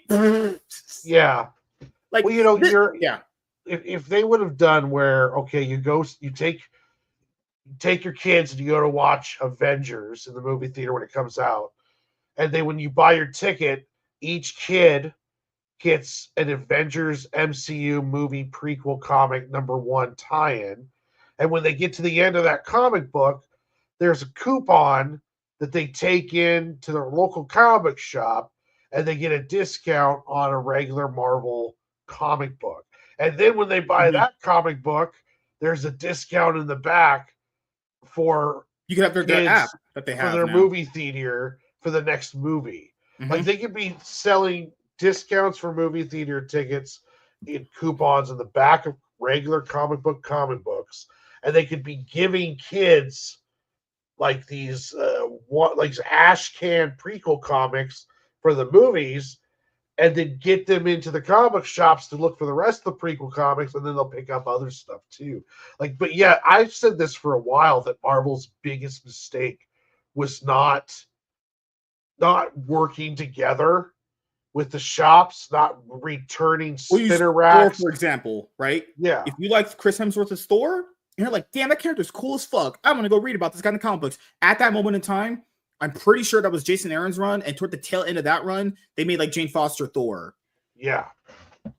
Now that was like a few years later, because the Thor movie came out in 2011, and I think his run for Thor started in 2012, and that ended around like what 2014, 2015, something like that. So that would be around like it'd be like after Thor: The Dark World, and be like, okay, now they have Jane Foster. You're gonna be like, what? You know, you'd be like, even if you did want to go read Marvel comic books after watching the movies and liking the movies, you'd be so confused because first of all, you wouldn't know where to start.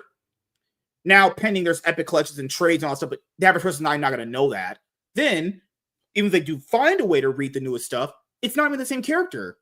The different version of the character too. It's like I don't know if they knew it was going to hit that big, but they could have easily made a plan to be like, hey, this hit big. We need to like capitalize on this window now. What is the point of capitalizing on this window now? There is no, Master guys, there really is no window.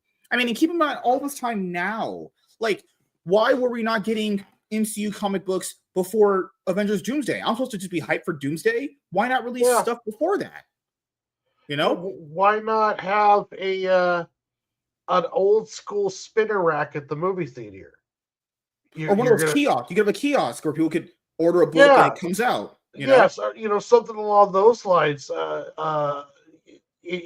was a lot that you could have done, but the problem is that they run it kind of like, okay, this is the movie business, and this is its money, and we're going to spend it on it, and the money it makes is for more movies and TV, and this is the comic books. The comic books needs to survive on its own, and we're not going to really work together on that, you know. So they need to get. They missed out on an opportunity because, like, right now it is a little bit too late. I don't think Marvel will ever get back that first 3-phase magic. I may be wrong. It may get a complete reset. Russo brothers, they might even change up leadership. It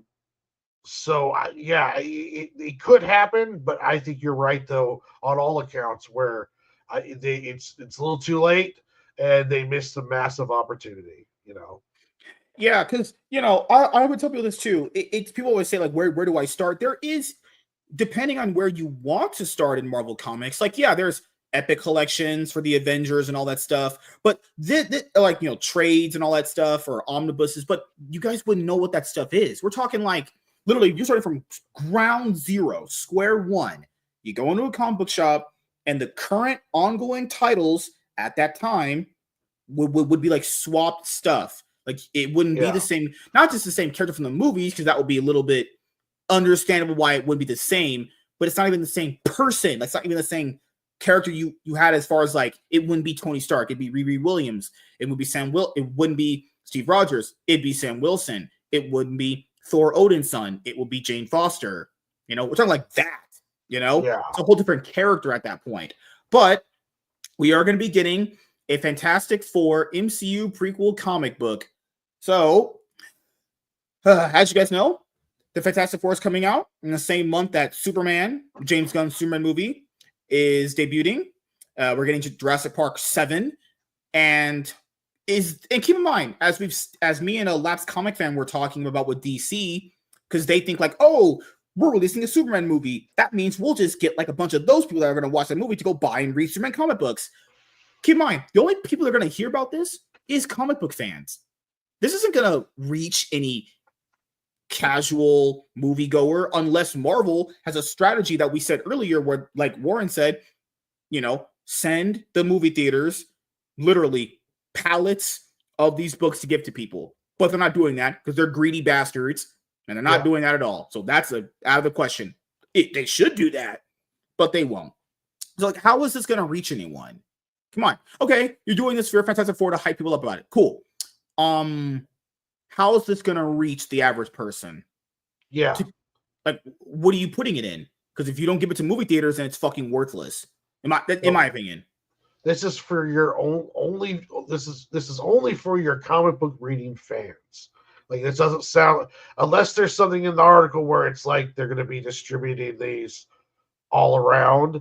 This is just for people who know where comic shops are now, which is great for the comic shop because maybe a bunch of comic shop or comic readers will go into the shop and buy it. But still, though, it's not. This is not something. Doesn't sound like anything to really bring on a new fan set, and also to try to bring back kids, because kids are the ones that you need to get hooked on comics. Yeah, to create a new generation and create a pipeline of people that could be interested in the medium.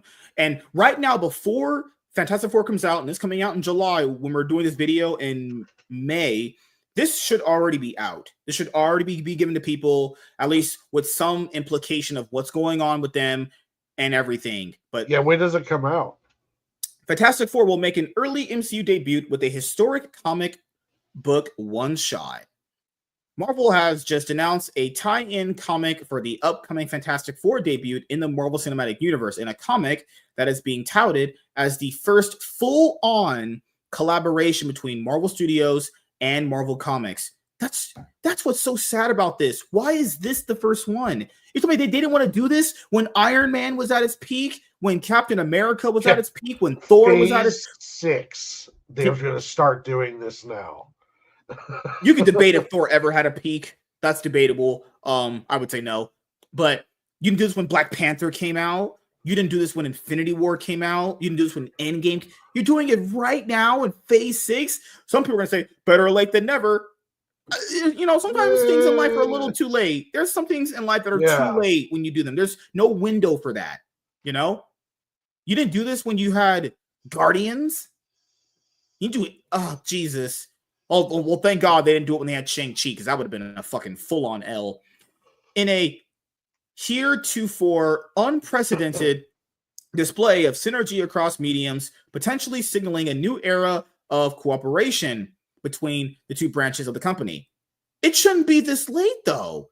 This is something that all of us have talked about. For comic book shop owners could go off on this forever if you ask them about this. Believe me, I've talked to them. They would have loved for this to happen. This would have really boosted sales for them. Keep in mind, guys, this, I like the idea. I've always said they should do this, but this is just too late, you know? Yeah. And it won't matter unless it's a consistent thing. Oh, is this going to be just a one-off thing? Because keep in mind, they're going to focus on, well, it's a number one, and it's going to get a lot of eyes on it. Yes, only from comic book fans. If you do not distribute this to movie theaters and give it out to people with ticket purchases right now, before this movie exists to people, will we ever see it? This is useless, honestly. It's just a fucking waste of time, honestly, in my opinion. Holy fucking shit, Marvel. Jesus Christ. As reported by Deadline, Fantastic Four First Steps, the comic, written by Matt Fraction. You guys know him for Hawkeye run, Thor run. He's going to be the guy writing the new Batman relaunch ongoing series from DC Comics, with art by Mark Buckingham, will formally introduce the characters into the MCU ahead of the film version of the team's debut. I even had a person I used to know called Mike. He runs a Rogues Comics in Connecticut. He had mentioned this back in the day, because I don't understand this. He said, just because a character based off of superheroes coming out in the movie does not mean that people necessarily buy the comic. It's just not a thing. But no, the conversion rate's actually pretty low. Yeah, if not zero, honestly. Oh, and yeah. Look at, oh, Lord, is this ugly? And I know that this is a homage to like one of their first appearances, stuff like that. I know that, but this is ugly. This is terrible looking. Who buy this? Sadly, me, because I'm a fucking sad sap for comic books. But that looks like literal shit. Go and look at us. Who's going to buy this? Go and look at this, the actual first appearance when they fight this character, and look at that. You tell me which one looks better. Since, you know, art is objective, right? As noted by Deadline, the issue is being designed to be an artifact from the world of the upcoming movie, meaning it will be presented from an in-universe perspective, helping to immerse fans in this new corner of the MCU ahead of the official on-screen arrival. what other perspective would it be in? Are some of you people retarded? What other perspective should a MCU comic be in? Should we be in a strip club having bitches bounce their ass on our crotches as they shit into our faces? What perspective should this be in? Should it be in third person? That go without saying it should be in the MCU. Hey, an MCU comic book should be set in... No shit. I hate people like this. Kill me now. Marvel's Fantastic Four First Steps tie-in comic is an exciting announcement, not just because it will introduce fans to the world of the film weeks before the MCU's movie's highly anticipated release, but because of how it is going to do so. According to Deadline, this is the first in-world book for Marvel Comics and Marvel Studios, or in other words, more than just being penned from an in-universe perspective. The issue will be framed as a comic book that is actually available for purchase in the MCU. Man, they really talk to you guys like you're fucking stupid. Damn. Marvel Comics exists within its own fictional continuity. Oh, in other words, no shit. And now it will seemingly be canonized as part of the MCU continuity as well. This is notable for several reasons. For one, it brings a level of self-reflective storytelling that is already present in the Marvel Comics universe to its on-screen counterpart. In other words, Marvel Comics exists within its own fictional continuity and now it will seemingly be canonized as part of the MCU continuity as well.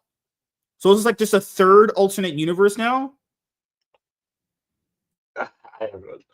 So they have the main 616 universe, they have the Ultimate Universe, and this is another one that counts. Fantastic Four in the movie are from a different dimension. Right.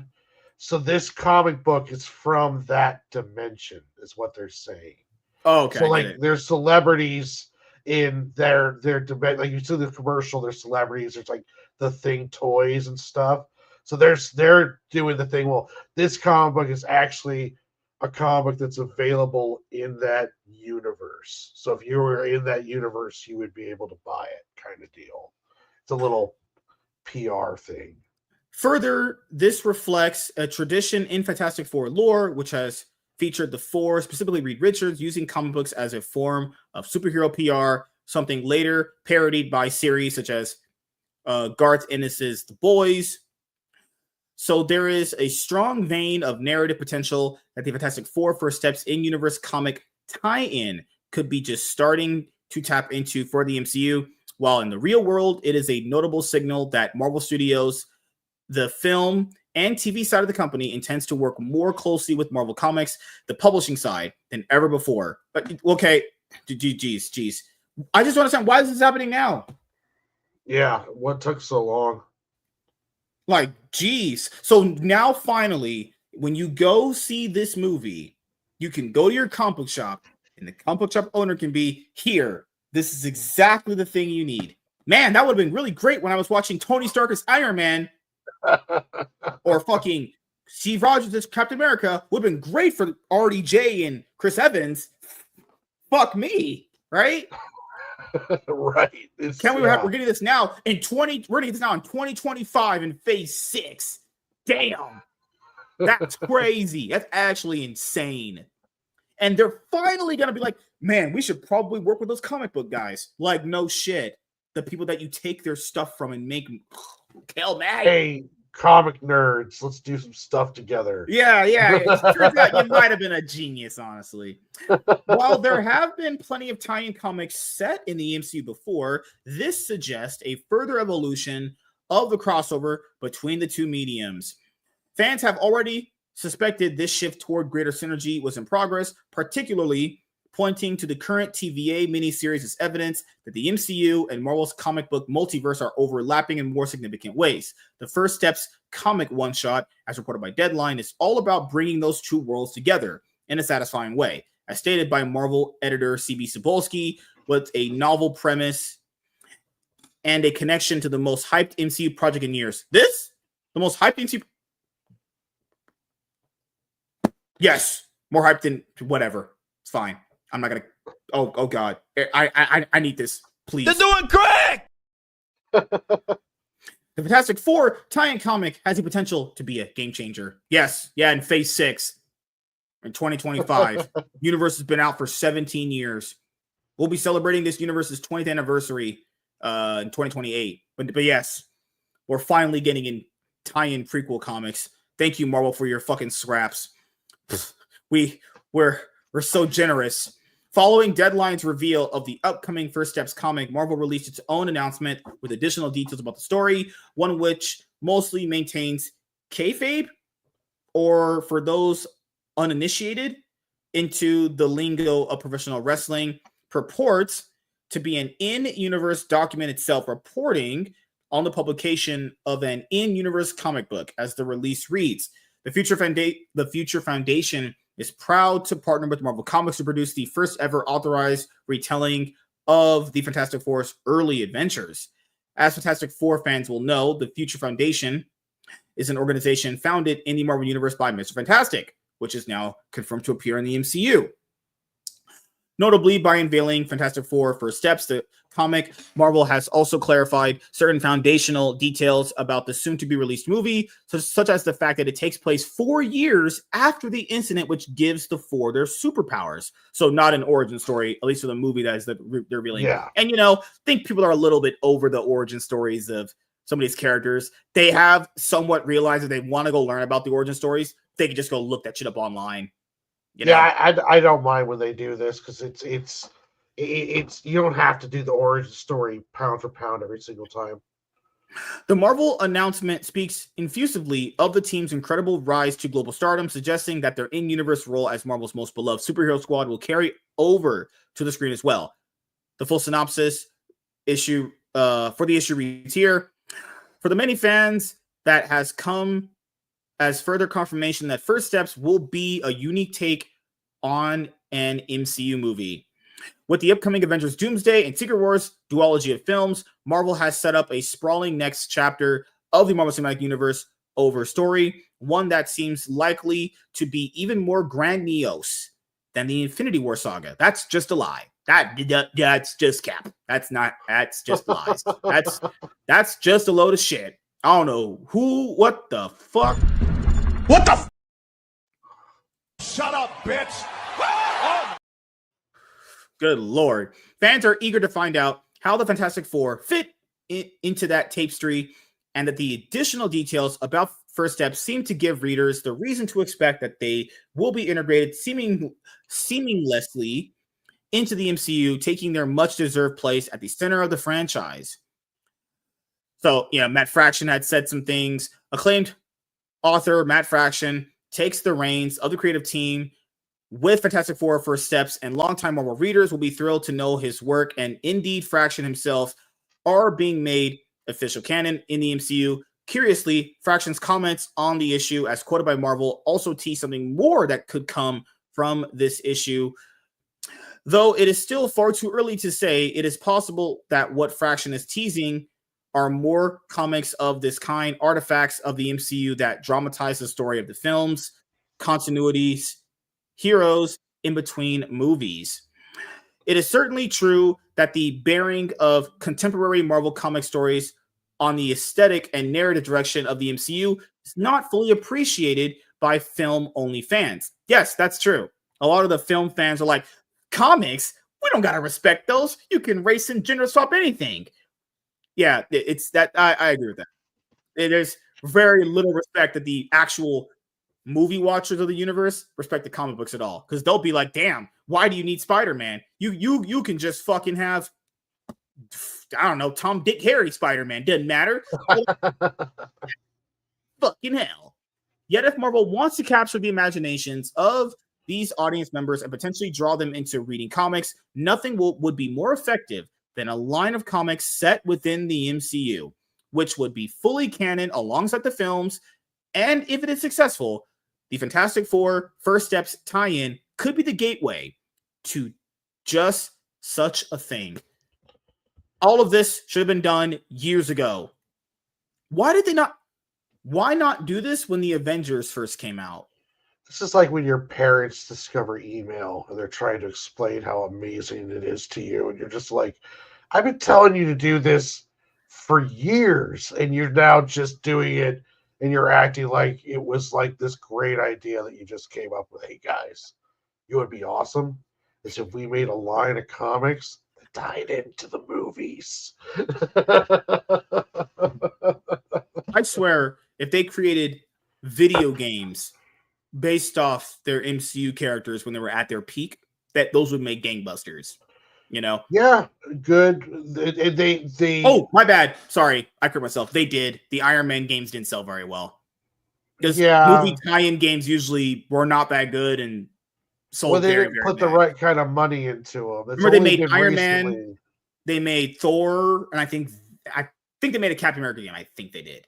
They made a Guardians game, but I don't think that really counts for that universe. So no, that wasn't really like canon in the MCU. That was its own universe thing. So my bad. I stand corrected. They did do that. That completely failed because they're actually just idiots. So yeah, man, what do you think of them making a prequel tie-in comic book for the MCU in 2025 when we've wanted this for, again, fuck me, like literally? I need that fucking I need the clip of when Jonah Hill from Superbad is saying, "Yeah, fuck me," right?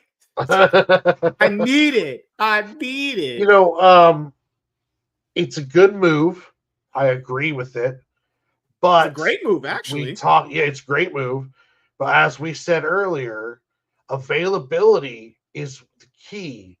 So if your goal is to try to get film fans who normally don't come to read comics books, like the MCU has not created a lot of new comic book fans. They're comic film fans. Mm-hmm. And to bring them over, then you have to have them in the movie theaters. You have to bring, like, I should be able to pick up the prequel comic for Fantastic Four by buying a movie ticket or buying one of those ridiculous popcorn buckets. It comes with a comic book. They should be making these things specifically to get into the hands of people who don't know where their local comic book shop is. And that's how you get new fans. You don't get new fans by releasing a prequel comic book in a comic book shop, because you're only getting people who go into comic shops. And plus, too, how many parents are reading Screen Rant? Like, if you want the kids to go to their parents and go like, "Hey, I want to get the prequel comic to the Fantastic Four because I'm super excited for the Fantastic Four movie," you're going to have to get that advertisement in front of them. It's going to have to be all over YouTube. It's going to have that's why I said they need to send these type of prequel comic books to the movie theaters. They have to. Oh yeah. And the other thing that they can do is that it doesn't always have to be prequel books. I've said this, many Iron Man podcasts ago on Rumble that you guys have never seen because Rumble has no one watching that shit. But this is what I said to people when I had the indie creators on, when I would do those one-on-ones, when we're talking about the specific subject. I said, you don't even have to do prequels. You can literally, I promise you will have, if you market it correctly, because it's all really based in marketing, as we said earlier with the other conversation we had, you can do stories after a character's movie has come out, and then you can utilize that form of storytelling instead of even doing movies. Honestly, you could literally do a Thor MCU comic book without even doing a movie. Like, actually having the comic books helps you out because you don't just have to just do a movie. You can gauge the interest of the sales of that character in a comic book and go like, okay, maybe there is something here for Chris Hemsworth's Thor right now when we're doing this story in the books. Yeah. Come on, it's in the MCU. It's canon. You're not reading something that's out of canon. They've said this, it will be just in canon of a story. Like, that would have been a great way to test out Sam Wilson Captain America. Let's see. Let's put that story, a little bit of it, in the book, in the comics for the MCU, and let's see if it'll sell. I guarantee you it wouldn't have because, well, no one likes Sam Wilson Captain America. But there's many ways you can make this work. It's just, why are we just getting this now? This is fucking hell, Marvel. Jesus Christ. As you guys know, for me, I like the idea. I really do. I think it's awesome. But unless they market it very well, and unless they actually just put the books at movie theaters, it really doesn't matter, because how would the movie-going audience know those books exist because as Warren said, these people aren't really going into comic book shops like that. I mean, they have their steady audience, they do, but that's just dedicated comic book fans and collectors. Yeah. A random casual just not stumbling in there going like, "Hey guys, what are we whipping up some Krabby Patties today?" Yeah. Oh God! But good job, Marvel. Congrats on capitalizing on potentially putting comic books in your universe in 2025 before Phase 6 starts in July of 2025. You truly some of the best ideas you're ever coming up with. They're Damn. just a bunch of fucking boomers. Boomers discovering emails there. These are some of the these are literally some of the people of all time, truly humans of existence, honestly. God damn. So thank you guys for checking out this video. If you guys are returning viewers or new viewers, then please consider subscribing to the channel if you have not already. Leave a like on this video if you enjoyed it. Comment down below. Also, make sure you guys hit the notification bell. That way you guys can get notified on whenever I upload a brand new video. I'm MSK, aka Master Swag King, and we're going to be signing out, guys. See you guys later. Peace. Oh, another thing that Chloe said, this could also mitigate the fact that watching a show. Hey, don't have to watch the show. Read this 3-issue miniseries for the character. Also easier to do. Yeah. Also much more cheaper, as Marvel Comics are, as we know how cheap they can be. You even risk less money investing in something than making a movie and a TV show. Bunch of different things this could offer you. But thank God we got it in 2025. Yeah, you're right. Yeah, I forgot. Yeah, they only made. Did that Captain America game exist in the MCU's timeline?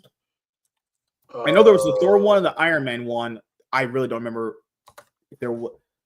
I literally put Captain video. Jesus Christ. There was a Captain America video game, and there's a new one coming up, but there was another one. I think the other one was tied in with the movie. I think it was called Captain America Super Soldier. It was released on the 360. Yeah. I don't know if this was tied in the MCU, but it sounds like it was. They were all it was. Most of them were terrible because they barely put any money into them, and they didn't have a good studio behind them. Playable in 3D. Woo-hoo. Oh yeah, they made an Iron Man 2 game. Yeah, they made Captain America Super Soldier, Iron Man 2, and the Thor game. That was it. After the Thor one, they were like, "Wow, we are trash." Yeah, everyone knew movie tie-in games for at least superhero games were awful. Honestly, there really was never actually any really good ones. Honestly, those ones I played. But yeah, we're gonna wrap it up here. I have to get to bed. Anything you wanna shout out before we head out? Actually, no, man, I'm good. I need to go to bed myself. Yes, as you guys know, for me, tomorrow at the most, I will just maybe have a game stream if I don't go see Sinners. I have to, when I get off work, probably just going to take, Saturday would be a day off anyway. So at the most, just expect a game stream of me playing Yu-Gi-Oh! Master Duel and Sunday Cloud9 podcast. And yeah, we'll be kicking off the MSK show on Monday. And the topics for Monday are going to be Thunderbolts' week 2 box office performance and Matt Reeves exiting the Batman 2 as director. It was pretty much softly confirmed, honestly. So Matt Reeves is out. I wonder who's going to be the director then. Hire Justin Lin, who directed the Fast and Furious movies. How about just not make it? Well, I forgot. You didn't like the Batman that much, did you? There was parts that I liked, but I thought for the most part it was it was I didn't like the story on it as much. There was parts I liked, but I don't like Pattinson's Batman. I think for me they just used the wrong villain. I think you just need to use Anarchy as that kind of villain. Like making Riddler that villain is just, oh good Lord, Jesus Christ. But yeah, so thank you guys for checking out this episode of the MSK show.